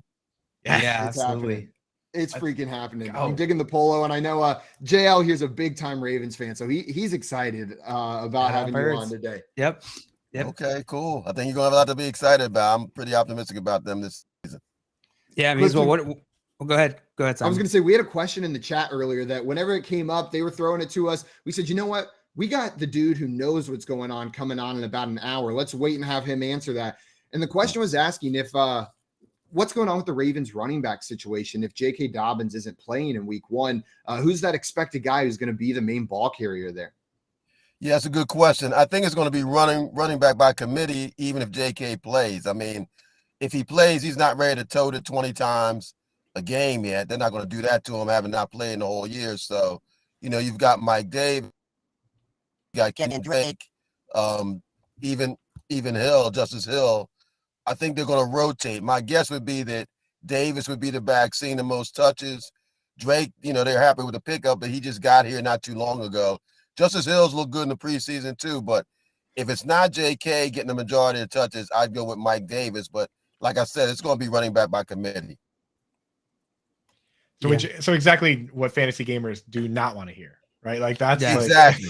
If but you're riding a horse running the football with the Ravens, you ride Lamar. Bingo. Yeah, absolutely. And that's why we bring folks like Clifton on, because in the fantasy world, we do like to run out the best case scenario, try and paint a picture for our guys, but sometimes we need the real folks with boots on the ground over there at M&T Stadium to come out here and tell us the truth. So Clifton, I'm last season we saw the Ravens, who have been historically this run heavy offense. We saw them kind of shift gears a little bit, a little more pass heavy. It still wasn't, they weren't a top half team in the NFL, passing wise, but still for the Ravens, it was a pretty pass heavy season. You think we're going to stick there this season, or you think it's going to go a little bit closer back to what it's been with the, more heavy rushing game? Well, I think they'll still be run heavy. It'll never be like it was in 2019. Right. I think those days are over. Lamar has grown too much as a passer. They've got weapons, obviously Mark Andrews, to me, the best tight end in football, if not certainly one of the best. Isaiah Likely is a guy to watch this year, the rookie tight end. He's looked great in the preseason. I don't think it was just a flash in the pan. They really didn't have Andrews and Isaiah Likely out there together during the preseason. Andrews didn't play at all. Likely was still consistent. I think when you put them on the field together, which you'll see a lot, it'll help Andrews, it'll help Likely. And, of course, Rashad Bateman, who's now the number 1 guy that Marquise Brown's been traded. So they feel they can throw the football pretty well. They feel they can throw it better than I think other people feel that they can. So that's going to be something to watch with the Ravens this year. Lamar looked great during training camp. He's throwing the ball better than picked up like 15 pounds of strength. He's worked with Adam Data, the throwing coach. He's looked better. So they feel like they can throw it. They're going to run it more than most teams in the NFL, but they feel like they can make some big plays this year, and I think they're going to give Lamar a chance to make that happen. Yeah, so let me do a quick heat check then. Like typically Greg Roman offenses are like bottom 5 in pass attempts. 2019 you mentioned I think they were bottom 3 or 4. Last year they were 9. So if you were to throw a numerical range on where you think they might fall in terms of attempts this year, what neighborhood do you think they might be in? In attempts, they'll be no lower than I would think of maybe about 12th in NFL. Okay. I think they're going to put it up quite a bit. Again, they know Andrews is such a weapon. They love Likely. they feel that Bateman and Devin Duvernay have big play capability. I don't think they want to run Lamar as much as he's run in the past. They'll never get away from running him sometimes, particularly in big spots. And of course, he'll make some things happen when plays break down. But they really would love it if, they didn't have to rely on Lamar to run the football. And again, with the running back situation still being kind of iffy, I think that they feel like, look, we can move the football through the air. If teams are going to load the box, which they do to stop their running game, to stop Lamar, we need to make people kind of next level for the Ravens offense. If you're going to load the box, we've got to make you pay. They haven't been able to do that consistently in the last 2 this year. That could change.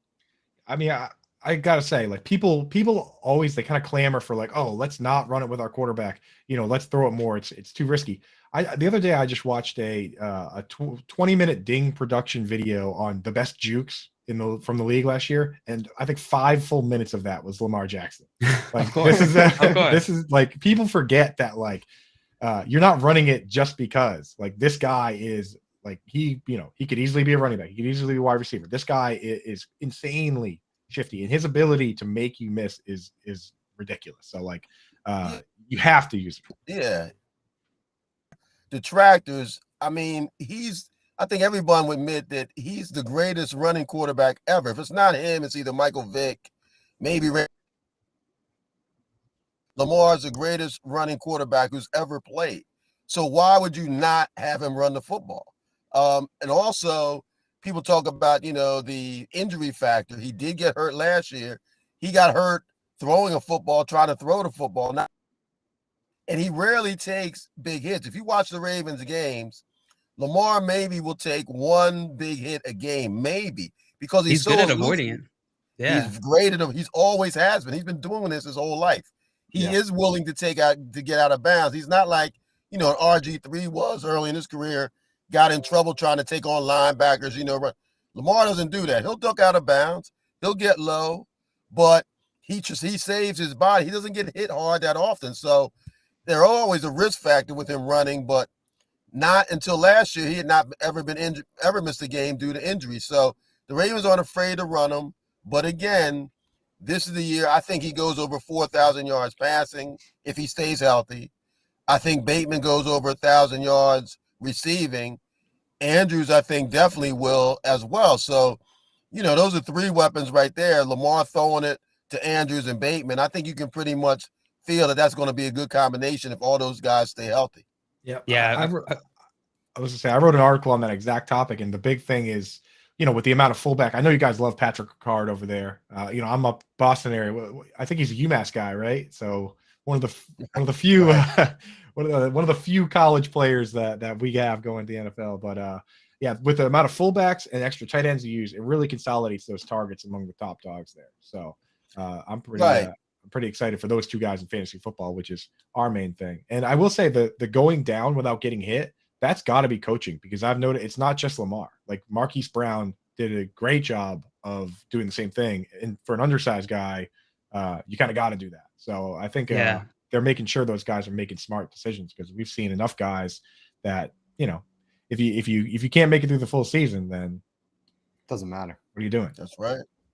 Yeah, I've said this before, but Lamar, he knows, it's almost like he knows how to take a hit, and you can see him every once in a while. He gets hit, he gets shaken up a little bit because he wasn't expecting it. But most of the time you can see him, the way he moves his body, the way he positions himself, like you said, is Clifton is he's trying to preserve his body. So that's great insight. Do you think that the contract situation will get resolved this early on this season?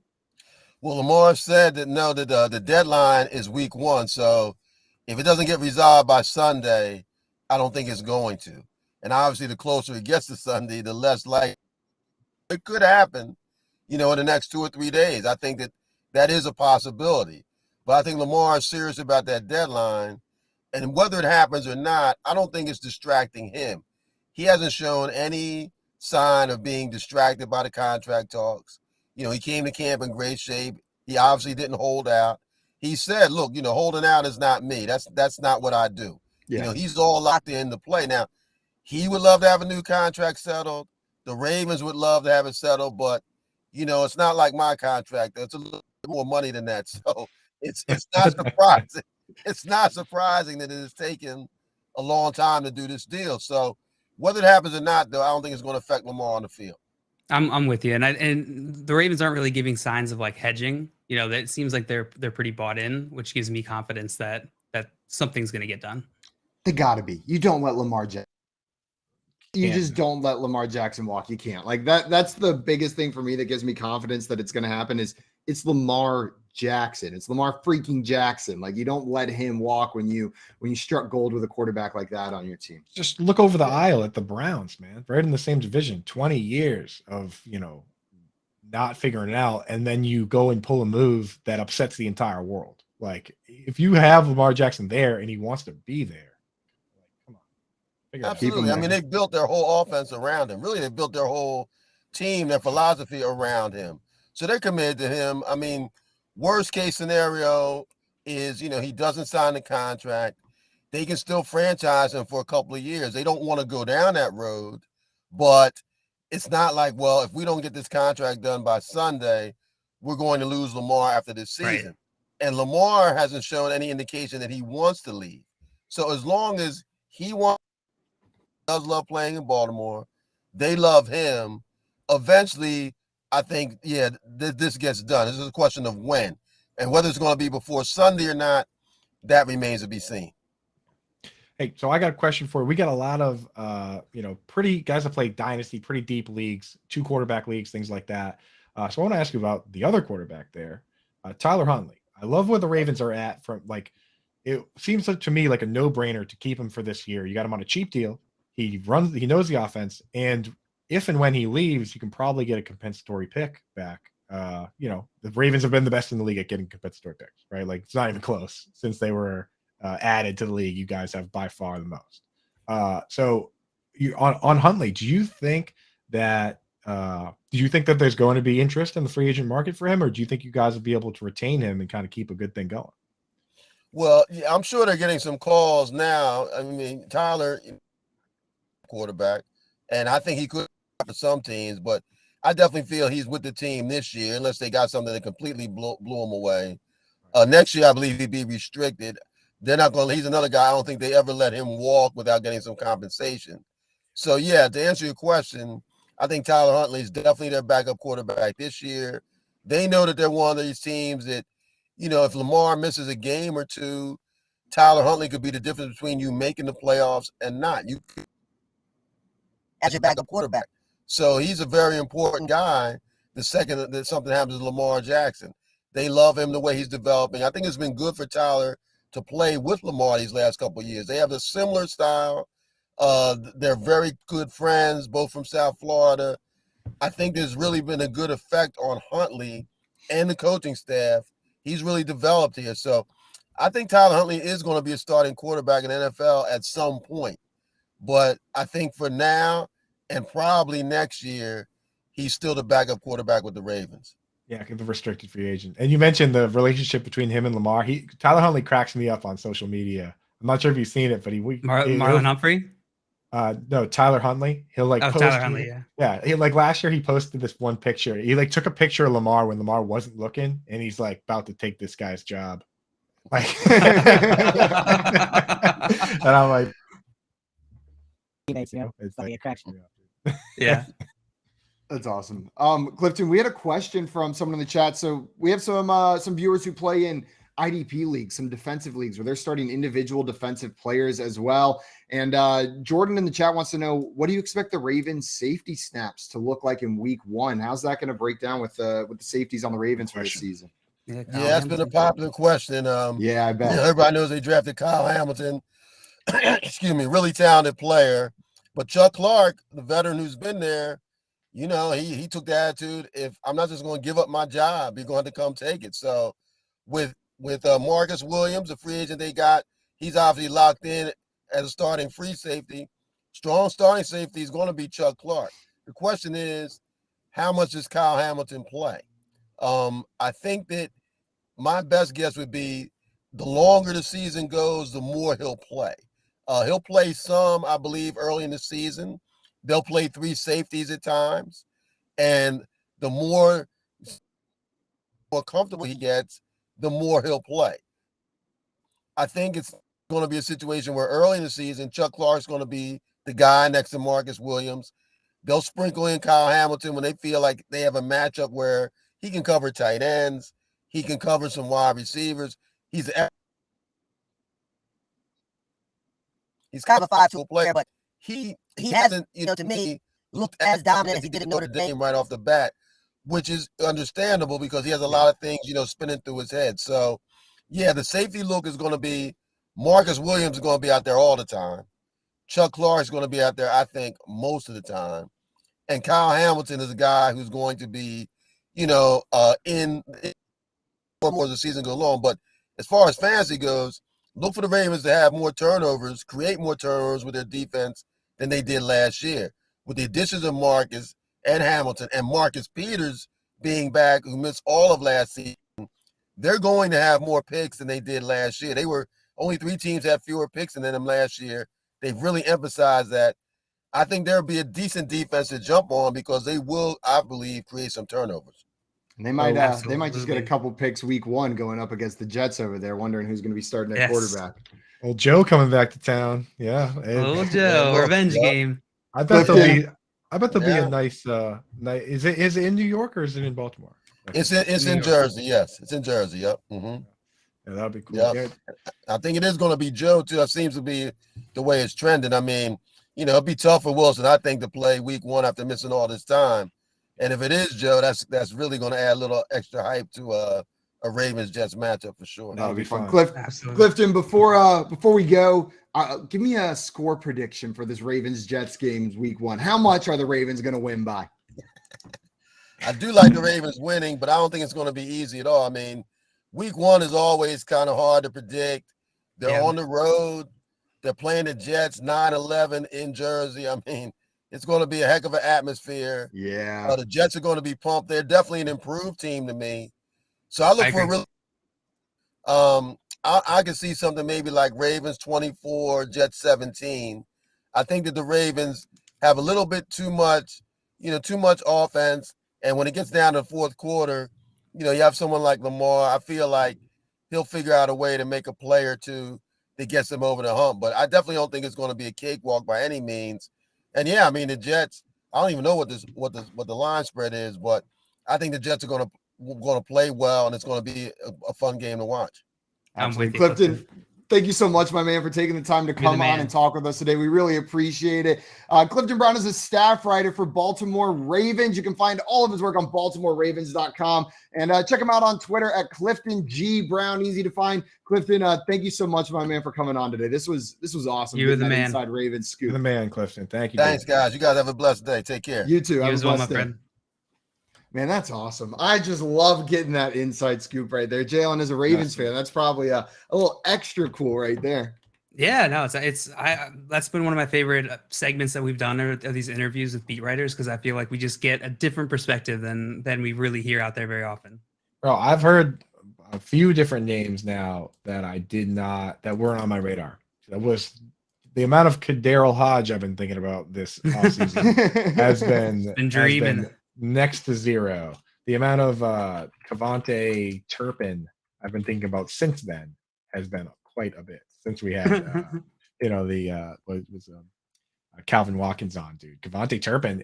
That's the name I was trying to think of. Turpin. So Cavante Turpin. Since Calvin Watkins came on, they announced that. So historically, Tony Pollard has done a lot of the return stuff. The team put out the depth chart for week 1, and Turpin is not only the kick returner, which was Tony Pollard's role, but he's also the punt returner.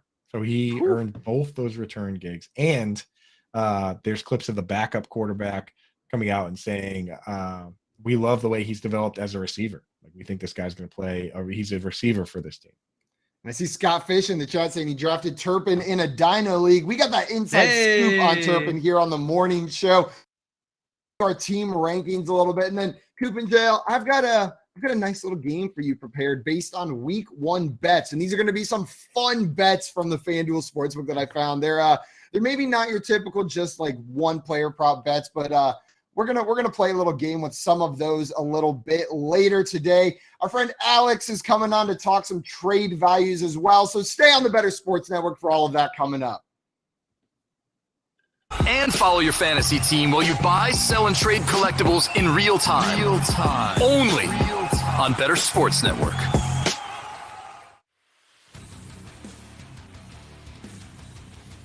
You can't go from loving somebody to not loving them in a year. Like last year, this time, everybody was on Terry McLaurin.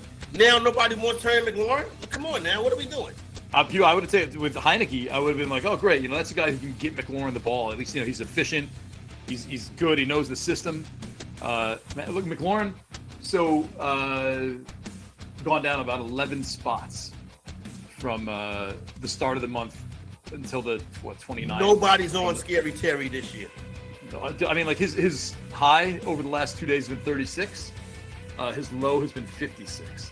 Can you imagine sitting at 56 and being like, I guess I'll take Terry McLaurin now, right? Like, I mean, can you imagine like a fantasy draft was like a real draft where like the players were like in another room waiting to be picked? You know what I'm saying? Can you imagine Terry McLaurin sitting in there and be like, and then he'd be like, I'm on Ross St. Brown. He's like, oh! Terry McLaurin continues to sit in the green room. Let's go back. I believe that's Terry McLaurin's girlfriend and brother. McLaurin's he was thinking he was going as high as 36 today. We're now on pick 49. Let's see who's about to go. He said you gotta feel real bad, you know what I'm saying, for McLaurin, the McLaurin family. You know what I'm saying? His mom must be sitting there. They be having their head down and stuff. They have the rosary beads out. You know what I'm saying? Brees Hall's on stage trying on a jacket. and with the 57th pick of the draft, show your TDs picks. Terry McLaurin, and it's like, yeah! McLaurin gets his hat. Yo. Hey, Front Yard Fantasy can't do this now, though. They can't. That's do right. This. That's right. Fake green room. We'll see about that. Oh man. Terry McLaurin sitting around some bar in the green room, and some bar till pick 60. You gotta feel bad for Terry McLaurin. What if you're the guy that picks 57th and you're like, oh man, I just missed Terry McLaurin. I just missed McLaurin at a steal. Brandon Cooks McLaurin it is. Comes like, I'm gonna show the rest of the league. How serious it is. I hope that doesn't happen to nobody.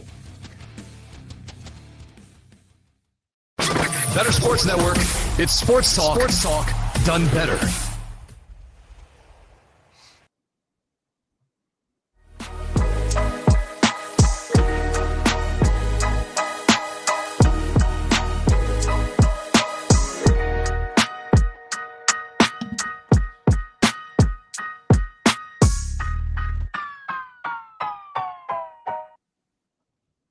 Good morning, everybody, and welcome back into the Front Yard Fantasy Morning Show here on Better Sports Network. That was such a cool interview with Clifton. I love having these beat reporters on. But guys, before we get back into our team rankings, I know it was the Garbage Pail Kids chat from Nando and all this stuff, all these collectibles that he's got thrown around. But I got a text from one of my buddies, like just during that last break, asking me, in high school, where did you used to buy your Pokemon cards online? Just wanted to know what my hookup was for Pokemon cards. But the real answer is the website I used, I would never recommend to anybody. I'm not going to throw the name out there. Just don't want to flame them. But the only reason I used it is I was in high school. I didn't have a debit card. I wanted to secretly purchase them without my parents knowing because I was embarrassed. So I found the only place that would allow me to mail cash to them and then have the Pokemon cards sent to me. So in high school, I would just load up an envelope with cash, seal it up, send it in the mail, and just fingers crossed that it got there 3 days later so that I could get my Pokemon cards. Probably the least secure way to purchase anything.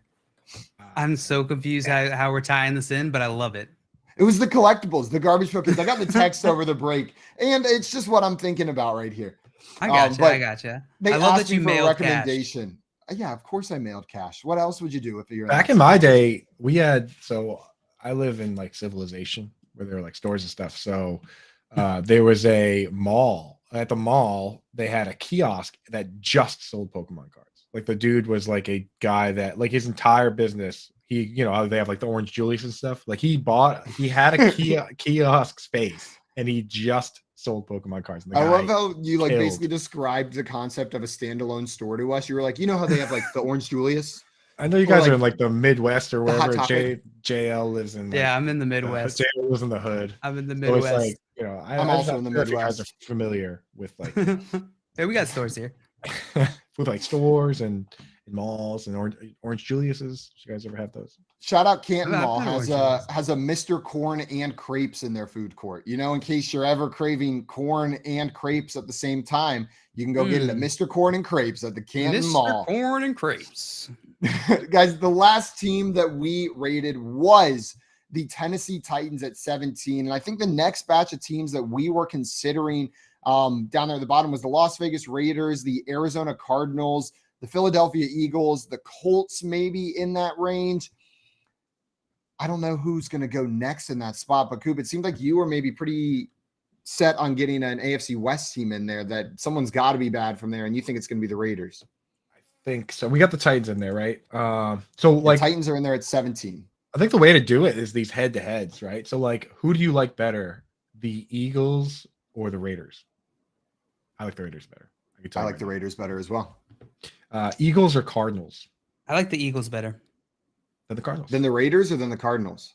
Sorry, than the Raiders. Then the Cardinals. I prefer the Cardinals. Interesting. I probably prefer the Eagles over the Cardinals. Yeah, I think I like the Cardinals. Well, the Cardinals have a tougher division. Let's see. The Eagles have FanDuel Sportsbook has the Eagles at 9.5 win total. 9.5 win total in the season. The Cardinals, if I can find them, I can't. Come back to me. 8.5. I will tell you. What I see. 8.5. Okay. Yeah. And then I feel like the Colts need to be somewhere in this mix too. Your Raiders or Colts? I think I would pick the Colts. Were really good last year, oddly. Actually, I would pick the Colts with Matt Ryan. Colts with Matt Ryan. So we've got Colts over Raiders. So I think it's really between Raiders, Eagles, and Cardinals for this next one. It looked like we liked the Raiders over the Eagles, but maybe you guys also liked the Cardinals over the Eagles. I was the only one who liked the Eagles over the Cardinals. So it seems like the Eagles would be next, with both of you guys picking the Raiders and Coop and I picking the Raiders over the Eagles, and then Jalen and Coop picking the Cardinals over the Eagles. Makes it seem like the Eagles go next. I'm cool with Eagles, Raiders, Cardinals if you guys are. Eagles, Raiders, Cardinals. Yeah. I think that makes sense. Unless you think one of those teams is way better than the Colts. I don't think one of those teams is way better than the Colts, but I do think the Eagles are better than the Raiders. But that's fine. I'm willing to compromise. I'm willing. I would actually rather the Raiders be next than the Eagles. Just because I don't think the Giants. I think the Eagles are better than the Giants. I think the Eagles are better than the Commanders. Whereas I think the Raiders are probably the worst team in that division, or they're in the same spot as the Chiefs. And the problem that we run into as fantasy gamers is we really don't. Like, we care so much about the weapons and all that, but like their offensive line, based on most places, Pro Football Focus has them bottom 3. Our guy Dan Malin at Fantasy Alarm has them dead last in terms of offensive line ranking, and I think that's for me what puts the Raiders there, because the Eagles have a good offensive line. Yeah, absolutely. That next tier of teams, I'm running through this list and I'm looking at them trying to figure out who that next tier would be. Colts definitely in that tier that we're talking about. And I think the next teams we're talking about are maybe the Cowboys, the Minnesota Vikings, maybe the Packers. We're not sure what this offense is going to look like, but the Colts, Cowboys, and Vikings are the 3 teams that really scream to me as the next ones that belong on this list in the 13, 12, and 11 spots on these team rankings. So we haven't done Vikings yet. Right. That was one of the 3 ones I listed right there. Colts, Cowboys, and Vikings. I also have come across multiple people now that have the strong opinion, not just, you can't really have a mild opinion on this, but a strong opinion that the Bengals were not as good of a team as people thought they were last year. And they played above their head for a period, and that this year they're going to come back to earth with the Super Bowl hangover. So I'm not quite sold on that, but there's a good number of people that think that the Bengals are not even the best team in their own division.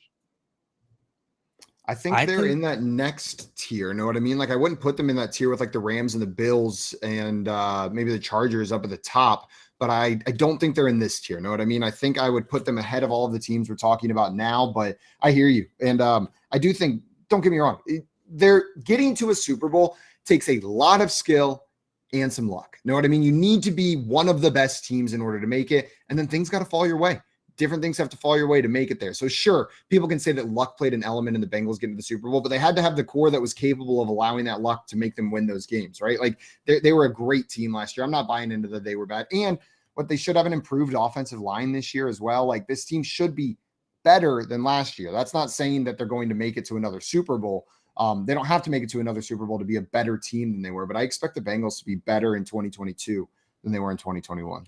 Jordan Lute makes a good point in the chat. I think the Vikings are worse than some of these teams you're talking about. And this is the point here that I fully agree with. New head coach is exciting, but unproven. Yep. Defense isn't very good. Having a new head coach lowers your floor no matter what. Even if you think it's an improvement, it's their first year. People underestimate that. Like when Matt Patricia went to the Lions, they used the Air Coryell play calling system. And he switched them over and made them change to the Erhardt Perkins system. The Raiders actually already had the Erhardt Perkins at some point. So for Josh McDaniels to bring that in, that's not that difficult. But sometimes you're talking about it's like basically like learning. You're speaking English for years, and then somebody comes in and says you're going to have to learn Spanish now. Like some of these systems some of them have like a route tree where a slant is 1 and an out is 2 and 3 is this, and then some of them don't even have that tree at all, and it's just concepts. Like they say, oh, we're going to run mesh as a concept, and that means one guy runs an out and one guy runs a post. Like these it's crazy how throughout this league there are completely different languages, and that's why certain coaching trees might not even be able to take over certain teams or turn them around quickly. So that is the scariest thing for me with new coaches, is that they come in and say everyone needs to learn a new language now. And that's why a lot of these guys you see when new coaches come in get traded, and you wonder why. It's because, Tavon Austin, when he came in the league, was drafted by the Rams, he told reporters, he said, I didn't know what was going on. The playbook looked like Spanish to me. That's a legit quote from a guy who got a 7 on the Wonderlic. So sometimes when you bring these guys in, I mean, Kenyon Drake could have been cut by the Patriots because he couldn't figure out a new playbook. Could have been cut by the Raiders because he couldn't figure out a new playbook. Things you got to think about. So for me, anytime there's a new coach, I'm willing to rank that team lower just because the floor could be real ugly if the guy. So I know the Vikings have been that's been a common talking point in the offseason is the Vikings are switching to a more pass happy system. Do you have any insight into what that system is that they're moving to, Coop? What the difference is? How difficult it is to transition? No, that one's actually, I think, from my understanding, is that one's actually made to be easy for the quarterback in it, and it's also easy in terms of what roles you play. They use straight 11 personnel. No team used more 11 personnel, which means 3 wide receivers, 1 running back, 1 tight end. No team used they used 3 wide receivers on 88% of their snaps. 3 or more wide receivers, right? So that it's just gonna be the same guys, and then whoever's next on the pecking order, like whoever's next on the depth chart, just comes in and fills in that role. Those offenses are a lot easier to understand than like the Patriots or like the Ravens, where I think it is concepts in those. So I think this offense probably isn't that bad for them to learn. Justin Jefferson already came out and said he loves it, and he's like, I could see why Coop was getting open so often last year, right? So.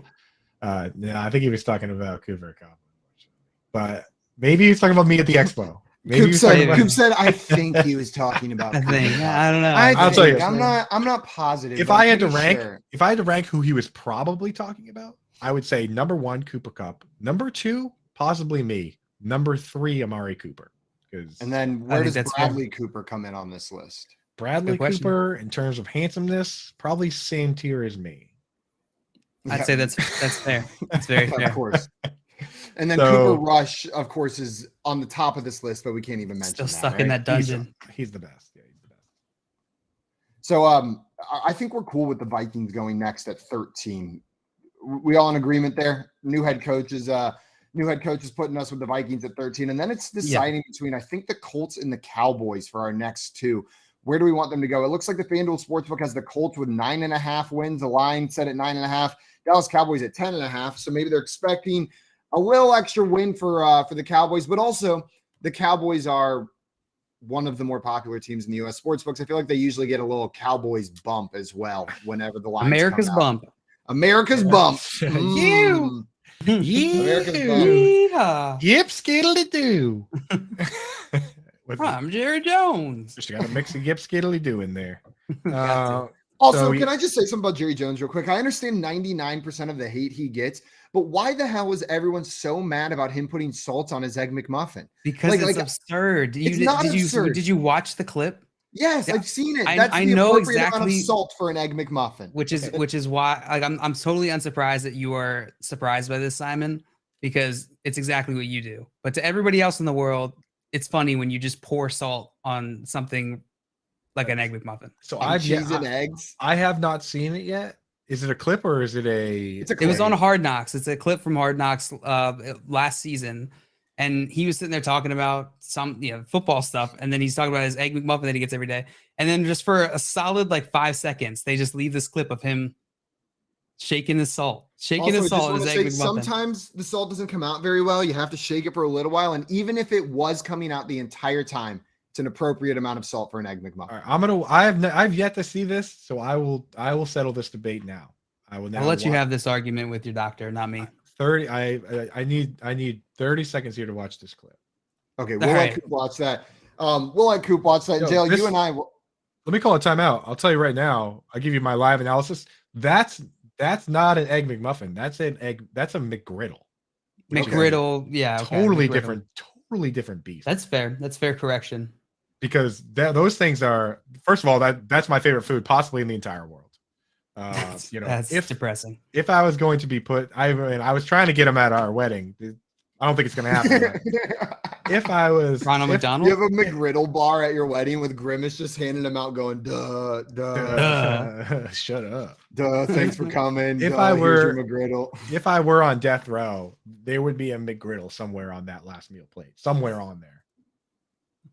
It's got like a 10-course meal. The McGriddle, I think, makes it even more appropriate because you've got the sweetness to balance out the saltiness. Know what I mean? It's like whenever you take the McDonald's hash brown and dip them in syrup. Like you're getting that salty and sweet at the same time. It's so good. Coop, what's your take? McGriddle with chicken. Luke talks about McGriddle with chicken, basically chicken and waffles. So my take is this: that's already what he's eating is already essentially poison, but the way he puts the salt on there, it's not aggressive. It's more of like a tap of the finger. So I honestly personally think he's all right on this one. If he was if he was smashing the salt on there, I mean, this thing is already a sodium grenade. So that's what I'm saying. What he's doing is inappropriate to a certain degree, but he's not doing it in a way that I think is like ridiculous. So smash the salt button for gotta give a point to Simon. Smash that fun button if you agree or disagree. No matter what. So we just put the Minnesota Vikings at 13. We're deciding between the Colts and the Cowboys. I interrupted because that was just sitting on the top of my mind. I couldn't get past it. JL, I know you're probably a little salty about that conversation. Oh, but, super salty. Who are you putting next? Is it the Cowboys or is it the Colts or a different team that's not one of those two guys? It's going to be the Colts. And the difference for me is the quarterback play. I think the Colts absolutely go further than the Cowboys. I think it's pretty close, and which makes sense. That's why we're talking about these guys right next to each other. But the really the difference for me is Matt Ryan there versus Dak Prescott. So I'll give the edge to the Colts. I think I want to throw another team in this discussion. I want to throw the 49ers with a rookie quarterback into this discussion. Oh, that's a good point. Sorry, Joe, just to clarify, you were taking the Colts over the Cowboys, as in they're the better team, not the worst team? As in they're the worst team, sorry. Oh, as in they're the worst team. Okay. Yes. I think personally, if Tyron Smith didn't get hurt, then this wouldn't even be a debate for me because he's a perennial All-Pro, Pro Bowl caliber tackle, one of the best run blockers in the league. It wouldn't be a question for me. I think that I would definitely have the Cowboys ahead of the 49ers and Colts. But I honestly even still think I do have them ahead of those teams. So for me, I look at it and I'm wondering if the Colts are better than the 49ers. I mean, do you guys like the Colts or 49ers? I mean, if you had to pick between those two, who do you like better? If I have to pick between those two, if they're playing head-to-head tomorrow and I have to put $1 million on who I think is going to win the game, give me the 49ers. I do think I think there's enough weapons there to support Trey Lance, and they wouldn't have moved on from Jimmy G if they weren't confident in him stepping out there in the offense. I know they've still got him as a backup, but they're having Trey Lance run this offense. I'll take the 49ers over the Colts. Both at 9.5 win totals, according to FanDuel Sportsbook. I'm taking the Colts, man. Matt Ryan is a good quarterback. I mean, just 2 years ago, or no, sorry, it was more like it was like 5 years ago. But 5 years ago, he was the MVP, he was the MVP of the league. I mean, a couple years ago, he went to the Super Bowl. So I mean, I think that with this offense, Matt Ryan should be able to thrive. They have a great defense too, do they not? Like they have Stephon Gilmore now. They have Shaq Leonard, formerly known as Darius Leonard. Like it's a pretty good team, man. I think that the Colts are ranked over the 49ers here. And I think it should be a debate of Colts versus Cowboys with the 49ers behind both. I have been outvoted. It looks like 49ers are going to be the 12th team on our list. Guys, let's get down and make it so that we have the top 10 to do on Thursday and Friday of this week. What's up, JL? Can we answer a question we got in the YouTube chat? Oh, I would love to. Also, good morning, Ed. He says up, Simon is salty. Facts. That is true. I just want to shout that but comment out. In the literal sense of I put salt on he everything literally I eats consume. too much salt, so very salty. Yeah. When I go through the drive-through and they like, I ask for a lot of salt, and if they hand me like 3 packets, I look at them and I'm like, 3 is not a lot of anything except for like, I don't know, like deaths in the family this week. You know what I mean? Like 3 is a lot of those, but it's not a lot of salt packets. Like that's enough for 1 chicken nugget. The last time I visited Simon in Texas, this was probably last year or maybe like 8 months ago or so. His girlfriend makes this delicious meal. It's like veggie pasta. And so we sit down at his round table and Leanne and I are just sitting there talking. And Simon, without taking a bite for a good like 3 minutes, just is pouring salt on his pasta. And so Leanne and I just stopped our conversation, look over and I'm like, what are you doing? Here's the deal. In light of what I just heard, I'm going to retroactively say that you and Jerry Jones are both weird. Okay, that's fair. And JL now wins that debate. I apologize. Yes. I apologize to JL and everyone listening. I was unaware. I did love that story. I was unaware of this salt situation going on over where Simon is. So we got Aiden from the chat saying, don't know. Well, we absolutely love your questions, Aiden. For everyone watching, please throw your questions. We love answering them. Aiden asks, if you were, who would you rather start week 1? Christian Kirk, AJ Dillon, or Elijah Moore? So I'll jump in here first. And JL, how dare you attack me and not give me an opportunity to defend myself and jump straight into the question? Rude. I know how I like my food, and I'm not going to waste a single bite not eating it exactly the way I like it. I'm a man who knows what he wants. Sorry if that offends. Takes what he wants. It doesn't. I respect the hell out of it. Christian Kirk, AJ Dillon, or Elijah Mitchell. Who are the 49ers playing? Elijah Moore. Oh, Elijah Moore. Yeah, then it's going to be AJ Dillon for me. I'll plug in AJ Dillon instead of Elijah Moore against this Ravens team. But it's close. It's close between those two guys. I'm not really considering Christian Kirk. Yeah, I think AJ Dillon has the best. The thing is, it's a floor versus ceiling play, right? Because AJ Dillon has the best floor, but his ceiling is capped by Aaron Jones. Like, there's no reason to give AJ Dillon 30 carries if you have 2 guys. You know what I mean? So, but I think you go with AJ Dillon, the safe play there, and then you see what you got in Christian Kirk and Elijah Moore. And I think one of those dudes, if all goes according to plan, one of those dudes ends up in your lineup week 2. But it's pretty dicey to start those 2 guys. Elijah Moore with Joe Flacco and Christian Kirk on a brand new team where he could be the top target, he could be the 4th target. We don't know. Yeah. No, I'm with you. And that matchup for the Packers, I think they're playing Minnesota week 1 is not too bad for running back perspective. So I'm with you guys, AJ Dillon. Man, and usually I'm a wide receiver in your flex kind of guy, but Coop, you nailed it exactly. The goal is probably to have one of those wide receivers in your flex for the majority of the season, but not this week. Just see what you got and then make that decision after that. Coming up, we've got Alex coming on with us, peaked in high school from Reddit. He makes trade value charts. We're going to be talking some trade values, maybe some risers and fallers. And if you have trade questions, if you have any trade questions, player value questions, make sure you bring them in for Alex. We would love to answer some of those for you. We're also going to be playing a game around some of the week 1 bets. So make sure you stay here on Better Sports Network for all of that coming up. It's Sports Talk done better. Moose, let's flip over to pools. The over 699.5 to get to 700. This has moved from a week ago it was plus 725. We're now at around 5 to 1, maybe 4.5 to 1, right? If you do implied probability, which we crunched some numbers, the implied probability would be 16.11%. That's an extra value, like an EV, right? So the other thing is versus righties batting 192 has 4 home runs, but versus lefties this season batting 385 and has 10 home runs. And that is with 142 plate appearances against righties and 104 against lefties. So less against lefties. I think this happens. I think he goes over 700. I also think that I have a list. I nerded out. I have a list of all the top guys that could potentially threaten 700. It's not as close as you think. Well, let's hear it. Let's hear it. Who's going to threaten 700? Giancarlo Stanton has 371 in 13 years. He's 32 years old. He averages about 29 per season. If you believe he could play 10 more seasons, and probably not, but if you do, he would get to 600. I'll give you the second guy that I have that could get to 600 if they play 10 more seasons. Mike Trout's got 338, 12 years. He's 30 years old. He averages about 30 per season. He would have 10 or more seasons. He would get to 638. That would be a pretty nice number. That would be a pretty nice number. So that's it. It's just Trout and it's Stanton. That's it.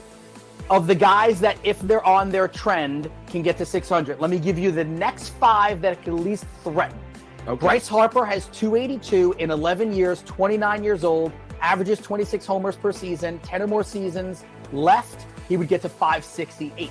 Manny Machado, also 29 years old, also has been a part of 11 seasons, averages about 25 or 26 homers per season. He would get to 561 if he played 10. Aaron Judge, he has 208, 7 seasons, 30 years old, averages 30 per season. 10 more seasons, he would get to 508. Now, this is just what he's averaged. If he starts becoming a 45 home run guy, we could start spinning this forward to him being a 600 dude. Pete Alonso, 4 seasons, 137, averages 34. So let's give him 13 more seasons. I'm getting everyone to basically 39 years old. 13 more seasons would get him to 582. And then Juan Soto is the young buck. 122 is his home run total right now. 5 years, he's 23 years old, averages 24 per season. Your stride usually hit around 27, 28. So let's say that 24 turns into now him hitting about 35 or 40. 15 more seasons. 15 more seasons would still only get him to about 500. Wow. Call, chat, enter contests in real time. It's Sports Talk 3.0 with Better Sports Network.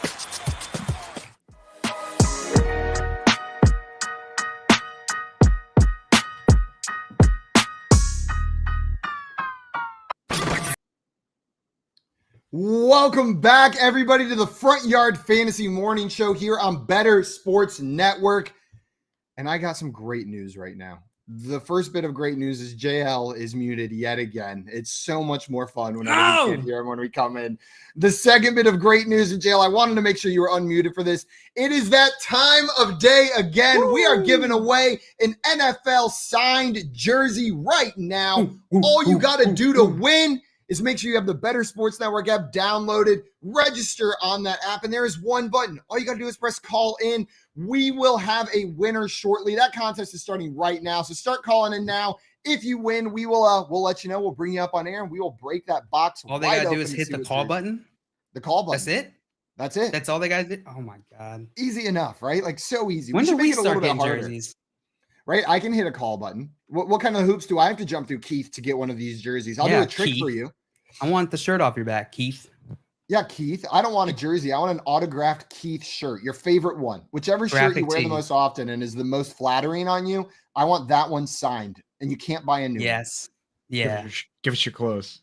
Give us your clothes, Keith. Give us Labor Day's over. It's still Labor Day week. We have to be nice to Keith. Those are the rules. Matt will come in the chat. Yeah, he will come in the chat and beat Daddy Deutsch will yell at us. Yep. We'll let you guys know whenever we have a winner. I see a Jay in the chat saying he wants a Sammy Coates jersey, and Dustin predicting that it's a Big Ben jersey. Coop, you got a prediction? Who's it going to be? I mean, there are so many options out there. They've been tight end heavy on this show. We've had a tight end heavy batch. Pretty tight end heavy, but the thing is, we had a tight end within the last couple of days. The first time we had a tight end Monday, then another tight end Friday. I don't think we get another tight end. What did we get yesterday? Yesterday we got a good one. Smith was the last name on the jersey. And it was blue. No, it wasn't. I messed it up. It was Adrian James. Hey, that's what it was. James. Adrian James. So we had a running back. I think based on I think today we get a wide receiver, and my guess would be Antonio Brown. No, maybe though. Martavius Bryant. It's going to be a Martavius Bryant Raiders jersey, I think, from the little bit of time he was with the Raiders. That would be sweet, wouldn't it? What about like a Hines Ward? Ooh, Hines Ward would be classic. That would be a big bag. That would be cool. Okay, It looks like we have our winner, and it's someone who's been hanging out with us all day in the chat, asking his IDP questions and throwing some shade at Coop a little bit in there. We got Jordan coming up on air. Jordan, congratulations on winning the jersey, my man. Thank you, guys. But I've been trying to win for the past 2 weeks. I'm glad I finally got in here. It's all Keith's fault. It's all Keith's fault. He said, I don't want to let that Jordan guy win. And we were like, come on, if he's the person like his who's name the right caller number, we got to let him in. I was starting to think it was a personal vendetta, but I think it would have been a safe assumption. It was me. I was like, me and Jordan go way back. Every time you got in there, I'd kick you out. I'd be like, nah, dude, I can't have you bringing that glorious hair in here and overshadowing the show. So glorious. Wow. I immediately feel bad about myself. Nicely coiffed today. Yeah, yes. But you finally broke through, and we're glad to have you. So how you doing, my man? Coop, do you have the backup prize today, or do you want me to throw the backup prize? Because I got one ready if you want it. Yeah. Unless you got a better one. You got one today. Nobody's picking mine. I Jordan, did have one person pick the finger trap. You can either take the jersey that we're about to show you, or this giant Pikachu Pokemon card. Whichever one you would prefer after the jersey's revealed, you let us know. You can have this giant Pikachu card. That's pretty nice. Or the jersey. Pretty cool. It's the OG Pikachu card, just a lot bigger. Why is it so big? You know, because it's not really little small? like the other ones. Put it up next to your large head so we can get a good idea. Your large head. That is it's tall. Wow. It's big. Wider. It looks wider and almost as tall as your head. Wow. Pikachu. I don't know why I just did that. I regret it immediately. Clip that. The voice behind the card. Clip it. That is your option, Jordan. You Pikachu can win jersey. that, or you can win the jersey. Let's find out what that jersey is, though. Let's get that video popping in here and see what you guys ready? jersey you're going to get. I'm so ready. You guys know what I'm going to say? I want to know. Get in the game. Auto game.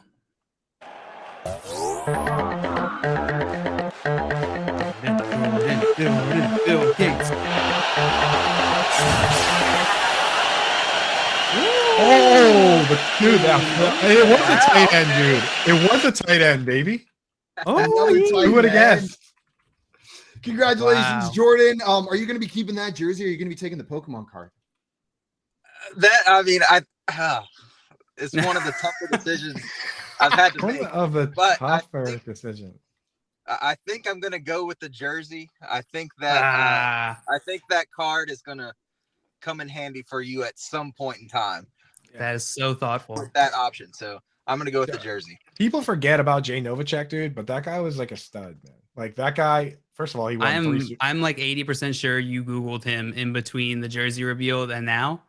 No chance. And now you're just tight end man. That's all the tight ends. That's Kevin Tompkins from our the Fantasy Besties, which me and Jordan are co-hosts on. Actually, that's his like favorite throwback. That's his tight guy, end, dude. Jay Novacek's the boy. Yeah, he was won 3 Super Bowls. He was on those Super Bowl teams with Aikman and Irving and all those boys. You know, Emmitt Smith. Man, that's awesome. So, yeah. Well, congrats on that tight end legend jersey, the Jay Novacek jersey, Jordan, and thank you so much for hanging out with us this morning. We appreciate it. You're the man, Jordan. Absolutely. Thank you, guys. Have a good one. Enjoy the rest of your day, and we'll get that jersey to you shortly. See you later, Jordan. Man, Coop, I think they're catching on. I think whoever's in charge of these jerseys is loading. They know you like tight ends. With tight ends. They're smart. They're smart. They are smart. They're smart. I mean, that is my specialty, the old yin and yang tight end. So fantasy detectives. Keep them. The thing is, though, dude, it's like I don't have a chance to win them, so it's kind of making me a little sad. Maybe I should leave the show. You should just get your phone and then one day, like, have a different name, and then whoever wins, they pull it up, and you just lift your phone up, and all of a sudden we've got double Coop right there on air. I won't tell Keith. I might be able to get that Novacek jersey off him. Actually, you know what? I retire. I'll be in the chat tomorrow, though, trying to win a jersey. Also, I saw Dustin. I love Dustin's comment here. So the backup prizes should just keep stacking, like a big pile of stuff. You get all like every time you get it you get the finger chop, you get the Waffle House cup, you get the Percy Jackson. That would be pretty wild. Chapstick. Get the Grimace cup, and you get the giant Pikachu card on. I feel left out. I think I'm gonna need to bring one tomorrow. And Outlaw Andy Cooper, pew pew. Anything else? Andrew Cooper. He's actually French, yeah. La pew pew. Hey, also, I see our friend EJ in the chat from Breathing Fantasy Football, literally BFFL. What's up, EJ? Welcome in. And Aiden had a question for us. He wanted to know, what do you guys think of Romeo Doubs?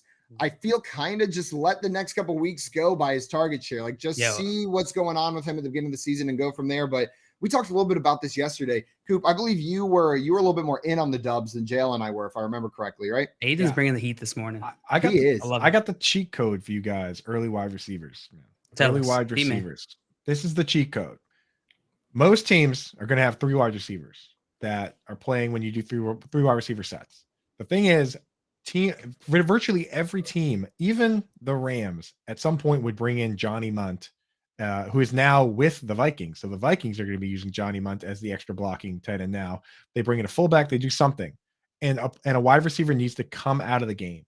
So the 3 wide receiver positions are split end, flanker, and slot. The split end is outside with his foot tethered to the line. You need 7 guys on the line all the time. The flanker is on the other side, outside of the tight end. So he's a step back off the line. He can go in motion. The slot lines up somewhere in between those guys. Those are the 3 positions. What ends up happening is only 2 of those guys stay on the field at all times. When you bring in the extra tight end, you bring in the fullback, you bring in 2 running backs, you do whatever, 1 guy comes out of the game. If Dubs ends up being a guy that's opposite Alan Lazard on the field for every snap, then that's a guy that you want. If he's a guy that comes out of the game, he only plays 50, 60% of the snaps, he's going to be a low upside play unless he develops into that role. That's the cheat code early on. Look for that in these games. When you're watching the game, is he coming out? Is he staying in? That's the secret sauce. You're not looking at target share necessarily, like Aiden said. You're looking at snap share. Like if week 1 he plays 80% of the snaps but only gets 2 targets, you're viewing that as more positive than if he gets 8 targets, like he's just hyper targeted, but he's only on the field 50% of the time. First you get the snaps, then you get the targets, then you get the khakis, then you get the girls. The khakis. That's always been that's always been so it's been the formula since the dawn of time. Snaps, targets, khakis, girls. Always been the order of events, my friends. Just follow the blueprint. Yeah, that's what you got to look for. The thing is, I mean, you got to get over that first hurdle. You get the snaps, you keep him. If he doesn't get the targets, then you drop him. But if he doesn't get the snaps, like if they come out and it's just like it's the Randall Cobb and if it's Sammy Watkins could be the full-time split end playing 90%, and Alan Lazard could be the flanker playing 90%, then there's just not enough snaps. So that's kind of the way that early on in the season I figure out who I can drop or who not to drop. And we're doing we'll give you all our waiver stuff. I'm gonna actually be looking at that stuff. So I'll let you guys know. Also, I see EJ in the chat saying, Aiden, it's Sammy Watkins time for 2 weeks, though. Vikings secondary was suspect last year. I think EJ's flirting with me a little bit, bringing up Sammy Watkins in that conversation. I love me some Sammy Watkins, but I'm not starting Sammy Watkins week 1 or week 2. Like I know there's the meme, there's the joke, like Sammy Watkins week 1 blow up guaranteed. I said week 2, he's a surefire shot. I can't imagine after drafting, like we just drafted. You just drafted your team most likely. I can't imagine having a team where Sammy Watkins is one of my starting wide receivers this week. But do you guys have any hope for him, for Sammy Watkins? Yeah, I mean, there's opportunity for him. He hasn't been able to capitalize on the opportunity that has been before him in the past which of course makes me worried. I'm not holding out hope, like meaningful hope, that he'll be fantasy relevant, but I think that he could have some meaningful weeks. I think he could have a meaningful impact on this team. So maybe a late round shot at wide receiver. You could draft Sammy Watkins, but not someone you're looking to start right away. I hesitate to even say late round shot because I don't think he's the type of player that I would, even if things go pretty well for him here. Like, I'm not talking best case scenario, like Sammy Watkins is, the main wide receiver on the Packers offense. Obviously that changes things, but I think even if he succeeds in like the most likely range of outcomes that is positive for him, it's still going to be hit or miss fantasy wise. Absolutely. That checks out. And then I see Breathing Fantasy Football literally also saying Sammy is MVS, Lazard. And who is Adams? It's Dubs or Watson. They're saying it's Dubs or Watson. So do you agree with that breakdown, Coop? I know you were talking a little bit about the roles there. Do you agree with the breakdown that EJ is giving us right here? Sammy is MVS, Lazard is Lazard, Amari is Cobb, and then Dubs or Watson has to fill that Adams role? Yeah, but the thing is, Aaron Rodgers came out and said that Lazard isn't Lazard, and he specifically said that he used to block. What a funny sentence. Yeah, right. He said he's used to this role where you have to block.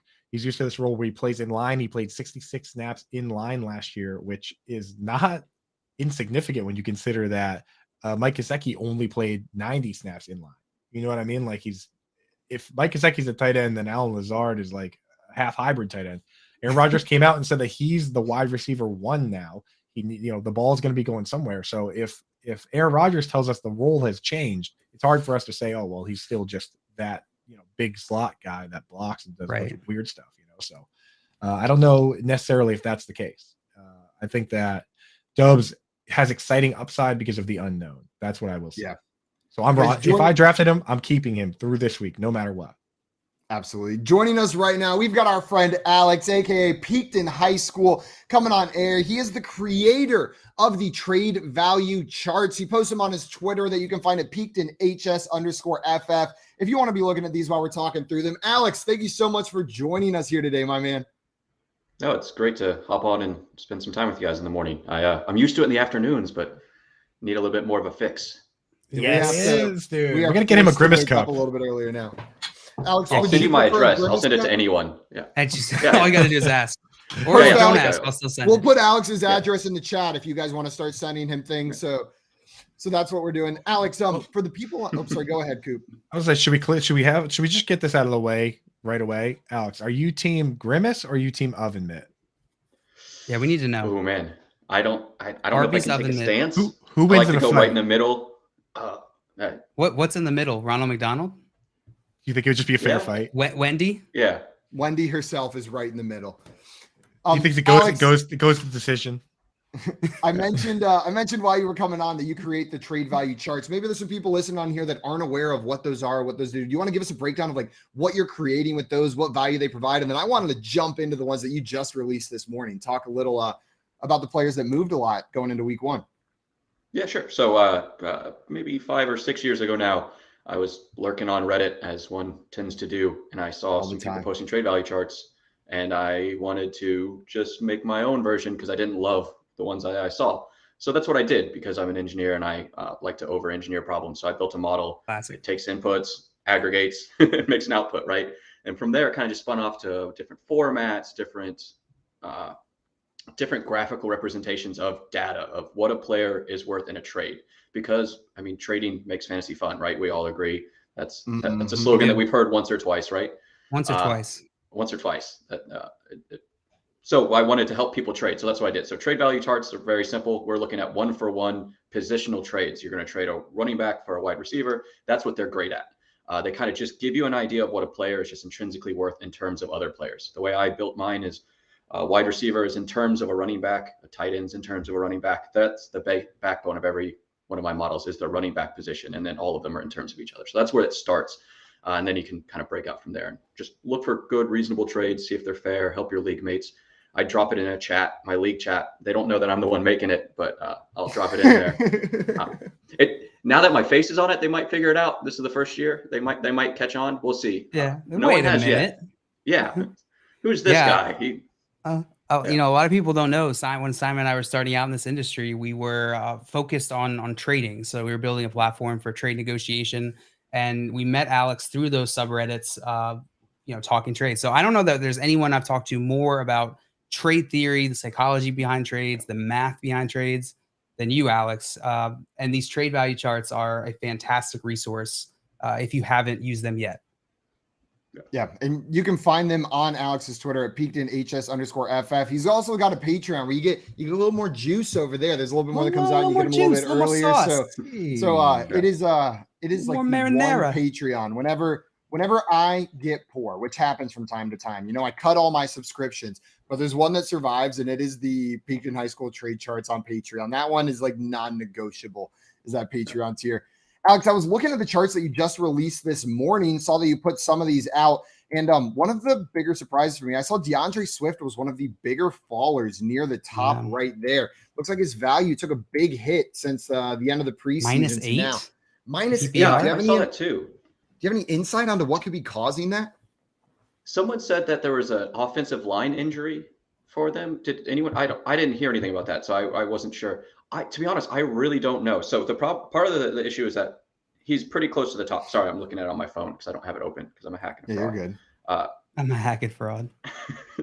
he shifted from the back of the first to middle of the second, and that just equates to 8 points. Like especially in the top, it was more of just I think more of he just slightly shifted a general consensus. I wouldn't be concerned. Swift is great. Don't trade him at -8. Just hold on to him.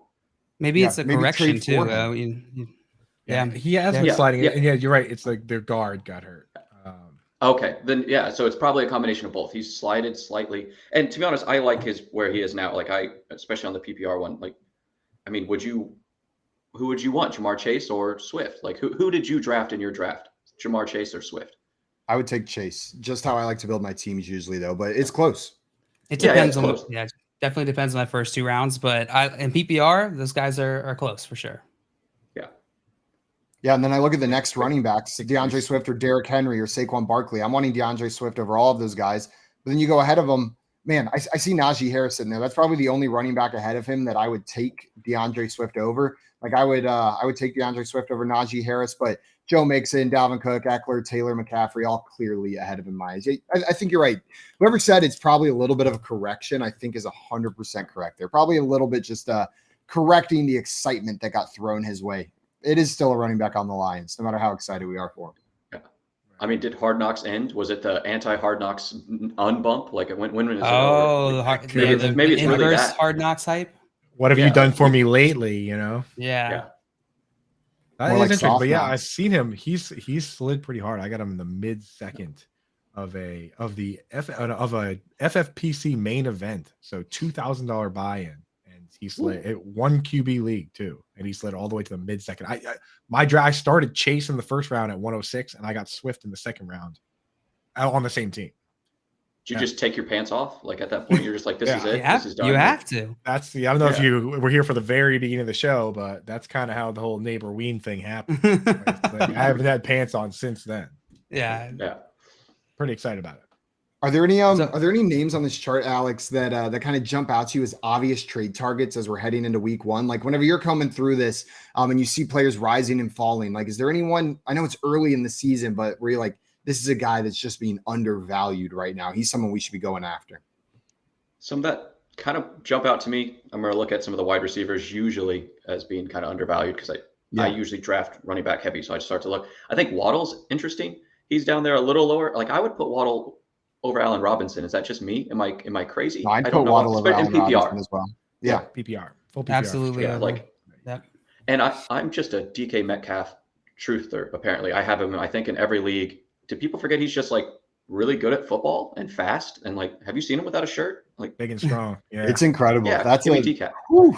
I will say though, leagues, go DK for sure. You're talking to a couple Clemson guys and their boy Hunter Renfrow. I'm not sure if you've seen him without a shirt, but it is mediocre. It's honestly very similar to me without a shirt. Like so, and it's almost the same. That's generous. And he was better than DK Metcalf in fantasy football last year. I mean, that's true. And he has a better quarterback.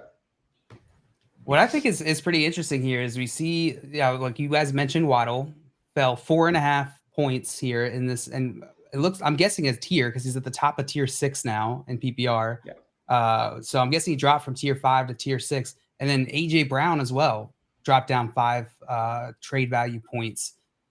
It's pretty surprising. I think there's probably a lot of value to be had on these middle round wide receivers leading into the season start. I can tell you two that jump out to me in the same tier that, like, I look at Chris Godwin, a guy that with Tom Brady has been a top 10 wide receiver, right? And I look at Adam Thielen, a guy that with Kirk Cousins in 2020, he was wide receiver 10. Last year before he rolled his ankle, he was wide receiver 7.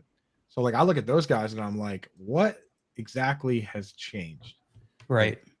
I know the injury for Godwin tore his ACL. Yeah, Godwin tore his ACL. So that's changed. But like the way I approach most of my leagues is I am always of the mindset like I'm going to make the playoffs. Like I'm going to make the playoffs and then I might win the league, I might not. But so I'm typically drafting as if I'm going to make the playoffs. So for a guy like if I can trade for Chris Godwin to be my wide receiver 3 or wide receiver 4 based on this, like if I can trade Rashad Penny or Tony Pollard for Chris, these are the guys in the same tier on the chart.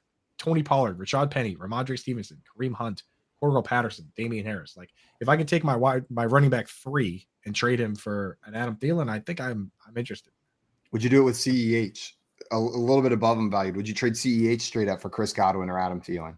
I think it depends. That now you're getting into roster builds because guys like in that group of Antonio Gibson, J.K. Dobbins, Clyde Edwards-Helaire, if they're my RB2, you can't do it, right? No. Because then unless you trust somebody underneath. So it really does boil down to roster build, but I'm happy with Adam Thielen. Like if I have Adam Thielen on my team, he's gonna be in my lineup every week, in my opinion. And I mean, Godwin's maybe the player that has the best ability to 3x their value. I mean, they could jump to the tier 5 wide receiver easily if he just plays week 1, right? Like that's it. All he has to do is play week 1 and not have a torn ACL and be back to normal. And he can jump to tier 5. No other player, I think, in that lower tier has that potential. I mean, there's guys in this league that, maybe not the very first year back from ACL, but I mean, Adrian Peterson came back very first year back, was offensive player of the year. Tom Brady tore his ACL. Cooper Kupp tore his ACL. Like it's not the death sentence. If Jerry Rice tore his ACL, then he played for like 10 more years. You know what I mean? Like even then, it wasn't that crazy of a problem. And nowadays, the Lions Frank Gore tore both ACLs.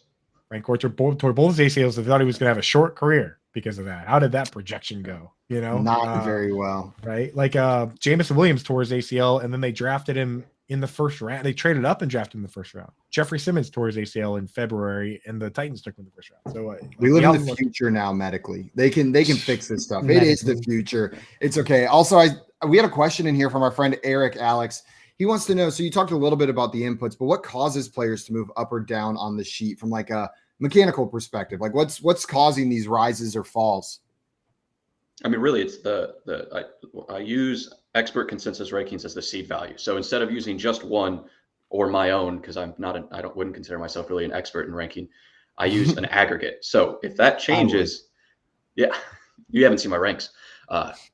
If that aggregate changes significantly, that's going to change how the output's going to end up in that model.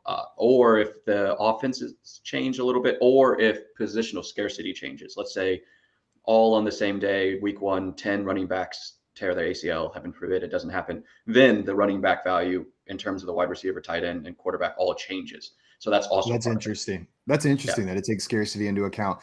Speaking of running backs, there was one disparity between two players that just is like screaming in my face. Like maybe this would make sense if it was dynasty, but for redraft, Javonte Williams is so high up on this board, and Melvin Gordon is just buried at the bottom. Melvin Gordon at 9, Javonte Williams at 46. I understand having Javonte Williams higher than Melvin Gordon in like trade values, but man, this just makes Melvin Gordon seem like an absolute steal, even if it is a 60-40 split in this backfield. Well, I think the key thing here is that they're trade values, right? So this is based off of, it's not necessarily telling us what they should be or how they're going to finish or perform this year. It's telling us how the public or how the general consensus believes where this value is distributed, how likely you are to probably make a trade or mix and match these pieces. So in that sense, it makes sense. If I'm going to go try and make a trade with one of my league mates, it's going to be a lot harder to sell Melvin Gordon than Javonte Williams. I'm just shocked that Javonte Williams is that highly valued. Know what I right. mean? Like up in that because range, their output shouldn't be that far. No, their outputs seem a lot closer than their values are right now. Right. I think I'm trying to trade for Melvin Gordon right now. That's a move I'm trying to make. There's a bunch of running back values that's similar to that, just from looking at this chart. Very clear, and I'm cross-referencing this with the NFFC ADP over the last month, just to see where are some of these players going in relation to their trade values. I mean, Ken Walker down there seems like a pretty big value for later on in the season. Looks like go ahead. This chart itself like really illustrates the flow of how drafts go for me. Where like I like running back, and then I come over to wide receiver, right? Yeah. And then I go back to running back, and then I like the wide receivers better for a while. And then like you're saying, the guys down in that tier, I actually like the end of draft running backs better than I like the end of draft wide receivers this year. So like I like tier 8, tier 9 RBs are great. Right, yeah, exactly. 8, 9. Naheem Hines, dude, for sure. Especially full PPR, which most of us play. Darrell Henderson. I know I just kind of smoked Darrell Henderson with a meme on Twitter yesterday, but I do like Darrell Henderson. I just like making fun of 0 RB drafters. Like I said, Coop, I thought you only started beef with mascots, not with Darrell Henderson truthers. It was more making fun of your boy zero RB drafters. I said, I love how excited 0 RB drafters get about Darrell Henderson. It's like watching a kid play with a cardboard box. Coop, as soon as I saw that tweet, I felt so like my instant reaction to that tweet was like, God dang it, he's right. Like over the past couple of weeks, every time Darrell Henderson's been there late, I've been like, oh yeah, he's gonna be at worst be splitting carries. Like I get so excited to draft Darrell Henderson over the past couple. I'm like, that's so. I sit there with sitting there with Dalvin Cook and DeAndre Swift, and I'm like, that is so cute. Look at him go. Look at him go. look how much fun they're having picking Naheem Hines. But I do like those players. Like you gotta fill your bench with guys like that. I think the production versus value split between like Darrell Henderson and Cam Akers looks a lot more like what it should compared to the Gordon Javonte Williams one. Like they're only separated by about 20 points right there. And I think you do give the nod to Cam Akers as probably the preferred option there, but Darrell Henderson late makes sense. I like those values. Sorry, Jail. I think I cut you off right there. No, you're good. Cam Akers brought up Cam Akers. Okay. Just kidding. Dude. Bye, guys. Cam Akers is right just slightly above Chase Edmonds. He's a single point difference between Chase Edmonds and Cam Akers, which is a bit surprising. When I'm looking at this ADP data, we have Cam Akers is going, I think, 40th overall around. And I lost them. Oh, and I'm sorry. Chase Edmonds is going 80th overall, according to NFFC ADP data. Cam Akers 42nd overall. So that's a pretty big discrepancy. How big's the window on the ADP data? Like, what I found even in the last, okay, so that's the issue. The last week, Chase Edmonds has been flying up the boards. My first drafts, I got Edmonds at late, like right. You could get him like 10th, 9th round, like late. He went in my draft. I had 2 drafts yesterday. He went before Cam Akers in one league.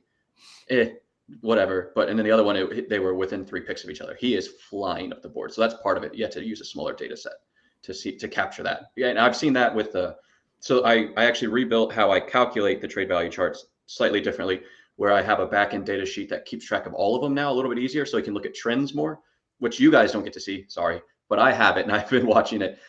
Chase is one of the ones that's changed the most over the last month for sure. Oh, I bet. Quit holding him, Dameon Pierce. Quit holding out on us. Okay, Dameon Pierce. Yeah. Next post on Reddit, I'm going to tell all the Redditors that you are holding information back. Yeah. You have information that you're hiding from us, dude. Yeah. I'm trying to figure out how to share it in a reasonable way. And it's on the to-do. It's going to happen. It's probably week 4 once we have some. We want unreasonable data. Now, let me ask. I want to ask you a trading philosophy question here, Alex. Since you are the trade master, yes, you're going to need coffee for this one. You might need to think a little bit.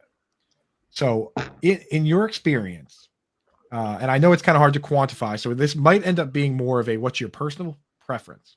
But in your experience, is it better to, after the first game or two, to try and buy on guys that you liked before that are underperforming, or are you one of the guys that's willing to, if a guy flashes, go out and buy him on his way up and pay the price? Like you say, you know, a guy comes out and has 2 good games. Would you like, because those trades happen all the time where guys, you know, somebody says, I'm going to sell this guy high, and they buy a guy. They're like, are you more personally willing to be on the buy high side or the buy low side, you know? So, I mean, I guess to answer it, both. I'll do both, depending on if I think I can get value. So last year I bought Cooper Kupp while he was going up, but I packaged him in a deal that set like Tyreek Hill and also got Diggs, who was underperforming. So I did both. I targeted the player that I love Diggs. He's one of my favorite players. I know he went to high school with someone. I don't remember who, right? Yeah. Someone important. I don't know anybody. I would say unless you're Tim Tebow, I'm pretty sure you went to high school with someone. Yeah. That's that was a good one. Yeah. So I think it really, part of how I play is it's kind of a quantity. So I poke everyone. So I see, you know, the guy who had Cooper Kupp wasn't particularly high on him. He thought it was going to go away. So I sent some offers. And then the same for Diggs. They thought they were worried. So you sent some offers. It's more of like feeling out your league mates and opening like a dialogue and seeing like where they are. I think that's the key. It's really communication. Just sending trades tends to not work very well for me unless it's one that you include a message with it. It's like, hey, I'm interested in this player. I see this, and start a conversation. Yeah. That's what it's about, is starting a communication. You should almost never send a trade that's probably going to get accepted first. Yeah, I don't know. That's how I trade, at least. Just think about it. Every individual has their own opinion or their own implicit value of these players, and you know, none of them are going to be exactly like consensus or like ADP. And so you're trying to get as much information as you can as a manager. Your job is to get as much data as you can so that you can make the best move.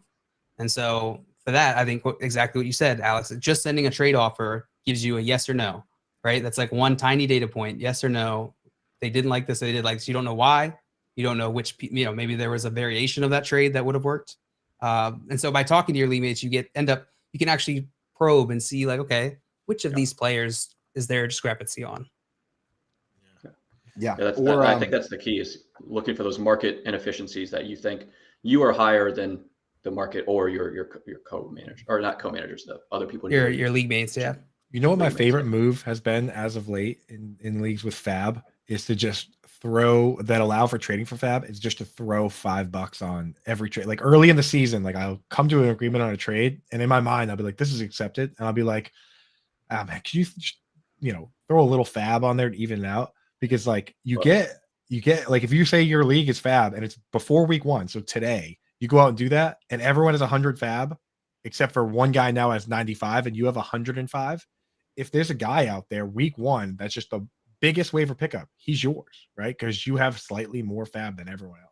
So I love having throwing it into going into the trade. Your opponent. Have your opponent throw it in. No, I'm not throwing it in myself. So like if I like we get to an agreement on a trade and I just say, it's not quite even for me. Can you throw in like $10? And then even if they say $1, I mean, if you have $101, everyone else has 100. Any player that's on waivers is yours if you want. It's like, that's a good point. I never thought about it in the sense of week 1. Slight leverage play. I did it last year. I ended up using like $25 in the first waiver, so it didn't really. I didn't hold the leverage over people. But you know, if something happens, like let's say a running back, you're not like, let's say Saquon Barkley gets hurt, Matt Breida. I mean, it could be $105 waiver ad. You know, like you never know who the big one's going to be, right? The big one, James Robinson. When Leonard Fournette got cut, some people had already drafted, and then you were like, "Oh, like I'm dropping all my fab on James Robinson," and it worked. You know. Yep, Philip Lindsay. And then even on top of that, what I'll also do is like, let's say a trade that looks even, Nick Chubb for AJ Brown, right? Let's say that you think it's close. When you go to offer it, I want Nick Chubb for AJ Brown and 30 fab. 30 fab is probably too much, but you're like, yeah, you're right. Sorry, that's too much. Let me bring it down a little bit. And then you bring it down to 15 fab. Yep. And that's nice little anchoring. It's anchoring. It's extreme anchoring. One of the best books I ever read was Never Split the Difference by Chris Walton. Oh, dude, that's my favorite book. That's my good book. I've read that book and I've listened to that book on tape, bro. That's my favorite book. That's sick. It's killer. That's your favorite one of all time? That is my favorite book. I think that might be my favorite book. Besides Everybody Poops, right, Coop? I thought that was your favorite one. I think that's actually that's Nando's favorite book, dude. He's like, it says poops right here in the book. I seen it. Yeah, and if you're into that kind of stuff, tune in at 3:00. I think that's a show where they mostly talk about poop. It's Corey Parsons, Nando DeFino. Yeah, well, from what I've heard a lot of promos about the show. So yeah, it seems like a lot of poop talk. So you've never tuned in yourself? Might have one time. Yeah, I tuned in for some poop talk. That's around my poop time, so it's the perfect thing. Alex, I wanted to thank you so much for coming on with us this morning, talking through some trade value charts, and I look forward to doing it again. Yeah, next week, hopefully. See you next week, hopefully. See you next week, guys. Everybody, make sure you check out Alex on Twitter at PeaktonHS_FF, and then go support him on Patreon. He's got awesome stuff out there. It truly is unbelievably helpful. I saw Dame Overlord in the chat saying that those trade charts helped her get a couple trades done this offseason. Yes. Yeah, they're fairly objective. Know what I mean? Whenever you're looking at them, like it's just coming from a place of he's feeding data into it, and this is what the landscape looks like right now. It's not so much just saying his opinion. Scott Fish says if Barkley gets hurt, Madison is on the next plane via trade. Oh man, yeah, probably that would make a lot of sense. That would be wild. And then you guys, okay, let's say this crazy hypothetical happens. Scott Fish, who pretty much manages the Vikings as the biggest Vikings fan out there. I'd say. Yeah. Well, actually, I feel like I would trust Ian Fish as the manager based on what I've heard from on what I've heard from him and his abilities. Memory. Yeah. I mean, he came on Sirius XM and just crushed with the draft picks he wanted for the Vikings. Yeah. So unsurprised. He routinely runs laps around us. So Vikings GM Ian Fish sends Alexander Madison to the Giants immediately. Who are you guys grabbing off waivers? Are you grabbing Kene Nwangu or are you grabbing Ty Chandler as the guy that you think is the backup? And I'm interested to see who Scott Fish likes of those two guys. I'll take Ty Chandler. I just feel like just the talk. Know what I mean? People are excited about Ty Chandler. Not that they're not excited about Nwangu the other way, but I think Chandler's the guy based on what I've been hearing out of camp that I'll take that shot on. And it looks like Scott Fish and Aiden are agreeing that it's Ty Chandler all day. They love some Ty Chandler. We're going to be playing a game around some week 1 bets very shortly here on Better Sports Network. So hang around with us for the end of the show. And follow your fantasy team while you buy, sell, and trade collectibles in real time. Only on Better Sports Network. Last guy was Joe Mixon that I mentioned landed in this Warren Buffett school of investing when it comes to fantasy football. You know, maybe undervalued, a track record, a guy who can do it for 18 weeks. And you kind of play the long game with Mixon. It's not like these, 5 or 6 just massive games. It's kind of just making his way through the season. Now, Ray, anybody who looks at ADP or has done any drafts, he's a first-round pick. You may get him early in the second round. So undervalued, this whole idea may be for naught. But do you feel that Joe Mixon, maybe he doesn't belong ahead of Derrick Henry or ahead of Dalvin Cook or, ahead of, Saquon Barkley or even Christian McCaffrey. But should he get more credit for what he is? I mean, is Joe Mixon an overlooked stud that we aren't giving credit to? Mixon looking for a running lane. Great move. Gets to the sideline. Touchdown! Bengals as Mixon takes it 11 yards into the end zone for the Bengals score.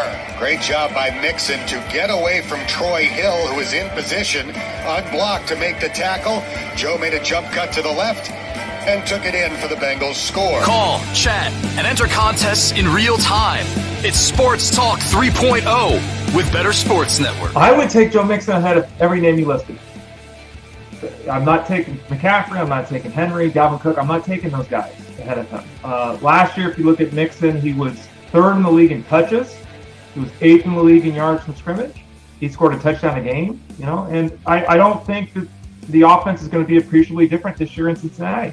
They're returning the skill players. They've improved their offensive line. If anything, that will help Mixon out. He's clearly going to dominate the backfield in touches. I know there have been these stupid reports that people have clung to. Oh my God, he's not going to play every third down. Didn't play every third down last year. We talk about this so much. There was one running back in football who played 80% of the snaps last year. One. It was Najee Harris. Jonathan Taylor, who's the number one running back according to everyone, played 69% of the snaps. So, yeah, is he going to miss some third downs, Joe Mixon? Yeah, who cares? They all do. He's going to be one of the league leaders in touches. He's the guy at the goal line. He catches passes. And again, I'm taking him in the top 5 at the running back position without question, and I'm always taking him ahead of CMC and Henry.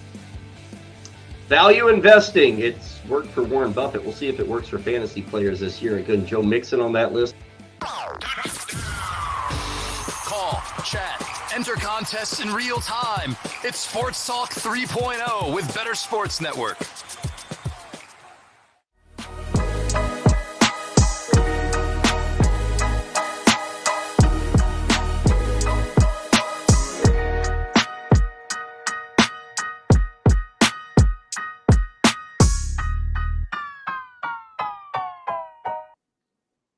Welcome back in, everybody, and good morning here on the Front Yard Fantasy Morning Show here on the Better Sports Network. We are about to play a game all about Week 1 bets over there on the FanDuel Sportsbook. And we've got someone who's going to come up and play with us at some point. We got to make sure he's good to go. But our friend Joey's going to come up and play this game with us. Let's go ahead and bring him up to the stage. And then Joey's going to play. How this game is going to work, guys, is I'm going to read to you 2 different events that could occur during Week 1, okay? You guys will then be responsible for telling me which one you think is more likely or which one is more favored according to the odds on the FanDuel Sportsbook, okay? So I will read the 2 events. You guys tell me which one. Joey, welcome in. Thanks for joining us this morning, man. Hi, thank you. Thank you for having me on. It's great to see you, Simon and JL. Thank you. Thank you As for always. specifically saying my name, including Great to see you. I love that. Oh no, something happened to Joey.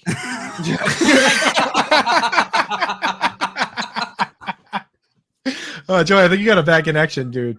Oh my God. I told you I was going to use that kick button. Coop come on the show. Just went, yep, I'm going for the kick button. If you come on the show talking that trash, dog, you're done, son. Joey 100% thinks that he's having technical difficulties right now. And I see Dustin saying hashtag Team Joey down there as well. Aiden thinks that's hilarious. We'll see how funny Joey thinks it is whenever we get him back up there. Joey, welcome back to the show. I think you had some technical difficulties there, Joe. Yeah. You know, I can see you when I get booted out. Let's do that intro again. You can still see us? Good to see you. I can see you and hear you. Good to see you, Joey. You can hear us? Coop, it is wonderful to see you again. We were just drafting together maybe, less than 12 hours ago. Yeah. Those late drafts these days. Then you go. That was fun, though, last night. That was fun. In that league, I believe Eric mentioned it in the chat. He goes, Coop, if you given the chance, would you draft only running backs and tight ends? I did that in this league last night, pretty much. You have to start only running backs and tight ends. I went legitimate 0 wide receiver. I didn't draft 1 wide receiver. You don't even need to start him in this format. So I drafted 1 quarterback and then all running backs and tight ends. And my quarterback was Lamar Jackson, so pretty much a running back anyway. Yeah, it pretty was on brand. Beautiful to see put together. About as on brand as it gets. Guys, are you ready for the first question here, Joey? I don't know if you heard the rules of this game. I'm going to read you 2 events that could occur during Week 1. You tell me, according to the FanDuel Sportsbook, which one is more favored. All of you will get to guess on each one. We will alternate who's going first. And JL, you're going to go first on this first one, followed by Coop, followed by Joey. Are you ready? All right. Yep. Let's keep the streak going. Here are the 2 events. Any 4 of Christian McCaffrey, Antonio Gibson, J.K. Dobbins, A.J. Brown, and Elijah Mitchell scores 1 or more touchdowns. Okay, so that's the first one. You got those names? Any 4 of Christian McCaffrey, Antonio Gibson, J.K. Dobbins, A.J. Brown, and Elijah Mitchell scores 1+ touchdown.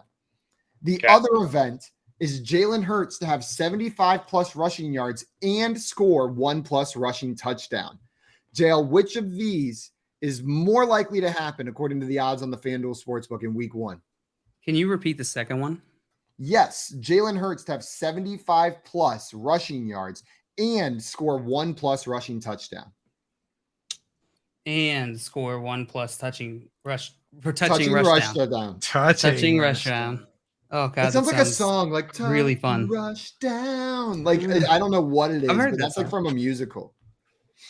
All right, so my boss just busted in the bathroom and caught me It's cool. He plays fantasy. He's a big Colts fan. He kicked the door down. You're going to hate me, Simon, but I was actually going to ask you to repeat the first one. Oh, my gosh. I do hate you. But I'll repeat it for you. Can we just talk up for a second about the amount of respect we have for Joey's boss? That's such a boss move to just bust into the bathroom when your employees are in there. And he's like, what are you doing in here? Pooping? I was running around frantically trying to find a quiet spot in the office, and the bathroom was the nicest. Like, okay, well, I'm not going to bother anybody. And I said, hey, I'm going to be in the bathroom for 20 minutes. Don't come in. And he just opened the door. He goes, oh, you weren't kidding. And he's like, cool. And then he closed the door. Someone's in there in the stall who's just suffering while you're talking. Now that you mentioned, I hear the bathroom acoustics. Like now that you say it, like I can hear that you're in the bathroom. It is depths. If you win, you got to sing for us while you're in the bathroom right there. Okay, I'll sing. That's a good relationship with your boss where you're like, he's like, what are you doing in here? Pooping? And you're like, no, I'm playing fantasy football on my phone. And he's like, oh, okay. All right, cool. Okay, cool. He had the lineup before I came in here. He's like, where's my draft? He's cool. Coop, that first one was any four of Christian McCaffrey, Antonio Gibson, J.K. Dobbins, A.J. Brown, and Elijah Mitchell scores 1+ touchdown. Okay. So, Jail, which side are you going with? Which one do you think is more likely to happen? It's easily side A. If you know anything about probability, this is an easy side A. I'll go that. Jail taking side A that any four of those players will score 1+ touchdowns. Jail, so just it's saying that four of them will score a touchdown. Just want to make sure everybody understands. All four? Or they said any There's of the 5 four? names. No, any four of the following players. You know what? It's my fault. I only said it about 6 times. I really should have repeated it again. I think I'm starting to think that we might be stupid. So, Jail, any four of that group. So 4 of the 5 score a touchdown, or Jalen Hurts to have 75+ rushing yards and score 1+ touchdown. Then I'm not trying to guide you either way. Just the way you said it made it sound like you misunderstood. So I wanted to make sure you understood the I'll go side B then. Side B? Jail's going Jalen side Hurts. B. Coop, which side are you going with? I'm side B. I was side B from the start. Well, not from the start, from the Think you're moment better that than me, I was side B from the moment that I actually listened to the questions the second time around. And for me, I look at the games that Jalen Hurts had last year against bad teams, and he was pretty easily having those kind of games. They're playing the Lions, who's a pretty bad defense. I think, I think that the Eagles get down the red area, and Jalen Hurts is the one that caps off those drives in most cases. So I think that's how it goes. 75 yards and a touchdown. Joey, are you taking that 4 of those 5 players listed previously are going to score a touchdown as being more likely, or the Jalen Hurts 75 yards, 1 touchdown? No, if it was 2 players, I would have to really consider it, because I think CMC is pretty much, I would expect him to run a touchdown in or catch one going in the end zone. But all 4 of those 5, no, I got to take the Jalen Hurts side.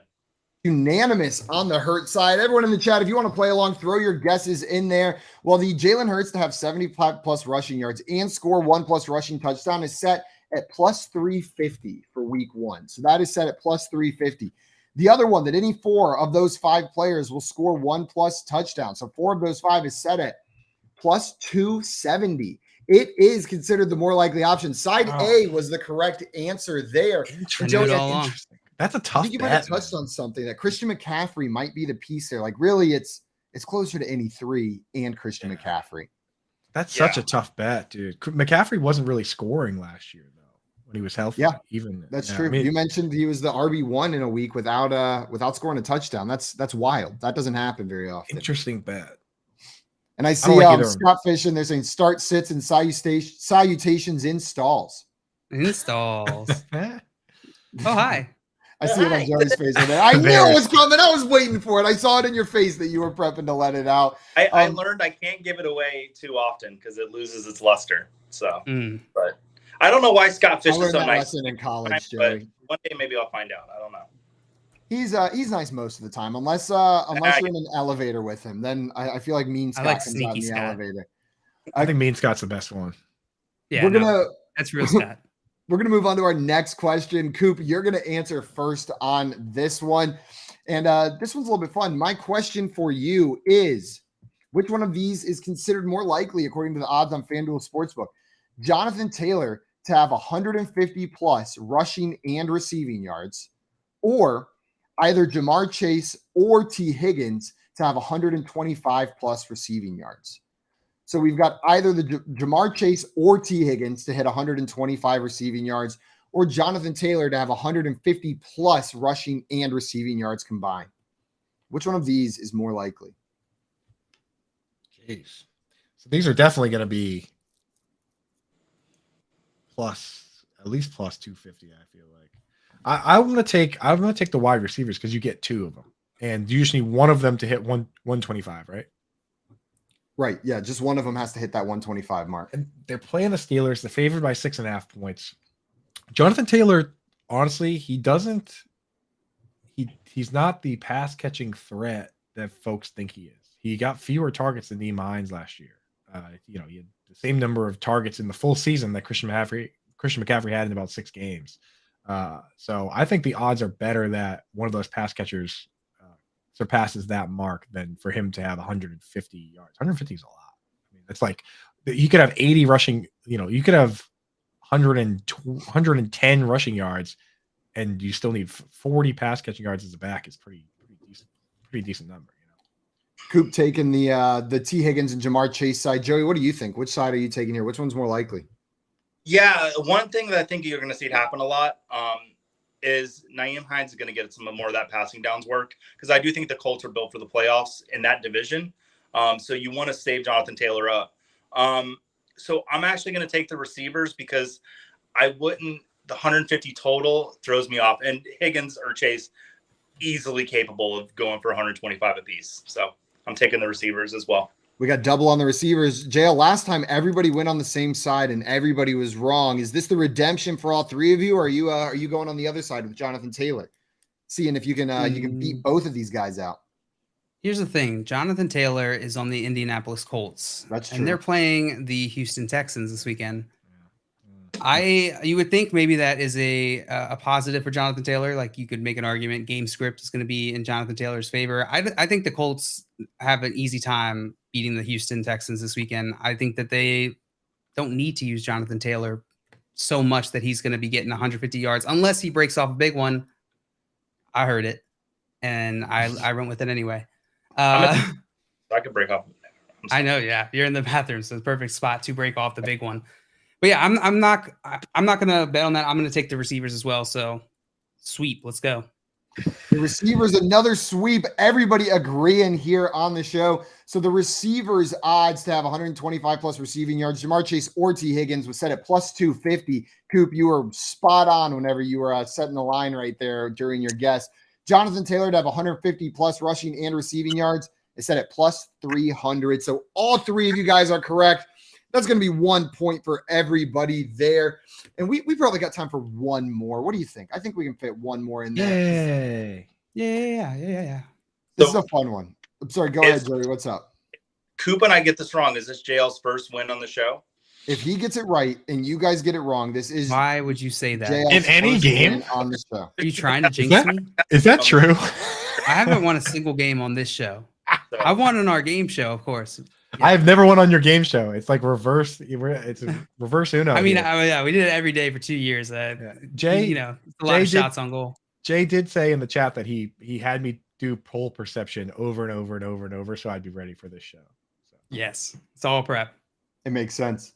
Joey, you're going to go first on this one. Our last one. We're wrapping up here. So the 2 lines are Javonte Williams have 1+ rushing touchdown and 1+ receiving touchdown. The other one is Lamar Jackson, Matt Ryan, and Davis Mills each have 300+ passing yards. So which one is more likely? Javonte Williams have 1 rushing touchdown and 1 receiving touchdown, or Lamar Jackson, Matt Ryan, and Davis Mills to each have at least 300 passing yards? Who was the first? Who was the third one? Is Matt Ryan, Davis Mills, and who was the other one? Lamar Jackson. Javonte Williams. What was the first player's name? Javonte Williams. Javonte. Yeah. Of the Denver Broncos. You know what? I'm going to go with Javonte Williams because they're playing the Seahawks, and I think that Russell Wilson's going to want to run that score up a little bit. Where leaning on 3 of them to all go for 300 passing yards, I wouldn't be surprised, but I feel safer saying the Javonte Williams side. Javonte Williams. Dale, where are you going on this one? Yeah, it does feel safer, mainly because these 3 quarterbacks, I feel like it is not guaranteed at all that they go 300 passing yards. So I'm going to go Javonte Williams. Devontae Williams as well. Coop, which side are you going on? I mean, dude, these are, I imagine these bets pay out fairly high if it's you're parlaying 300-yard games. It was just like plus 500, something like that. I'm going to, for the sake of breaking ties here, I'm going to go with the game theory move and take the quarterbacks. He's taken the quarterbacks. Well, the quarterbacks odds, Lamar Jackson, Matt Ryan, and Davis Mills each have 300 plus passing yards. The odds were set at plus 1,900. So plus 1,900. Okay. I was like plus the Devontae Williams to have one rushing touchdown and one receiving touchdown is set at plus 1,000. So Joey and JL, you guys are right. That is going to make you tie. Joey wins. Really Joey wins, doesn't it? Does that count or no? That counts. Do I get a? Joey said no. Okay, Joey. I agree with Joey. Joey, thank you so much for coming on and playing with us at the end of this show today. We love you, Joe. Thanks, guys, we are wrapping up here today, but I want to remind everybody, thank everybody for hanging out with us this morning. We are here every morning from 7 a.m. to 10 a.m. Eastern. And if you want to hang out with us a little bit more, you can check us out on our YouTube channel at Front Yard Fantasy. Make sure you're staying tuned on the Better Sports Network app, though. There's a bunch of awesome programming coming up. Moose and Keith right after that. You've got Lunch Money presented by Fantasy Guru.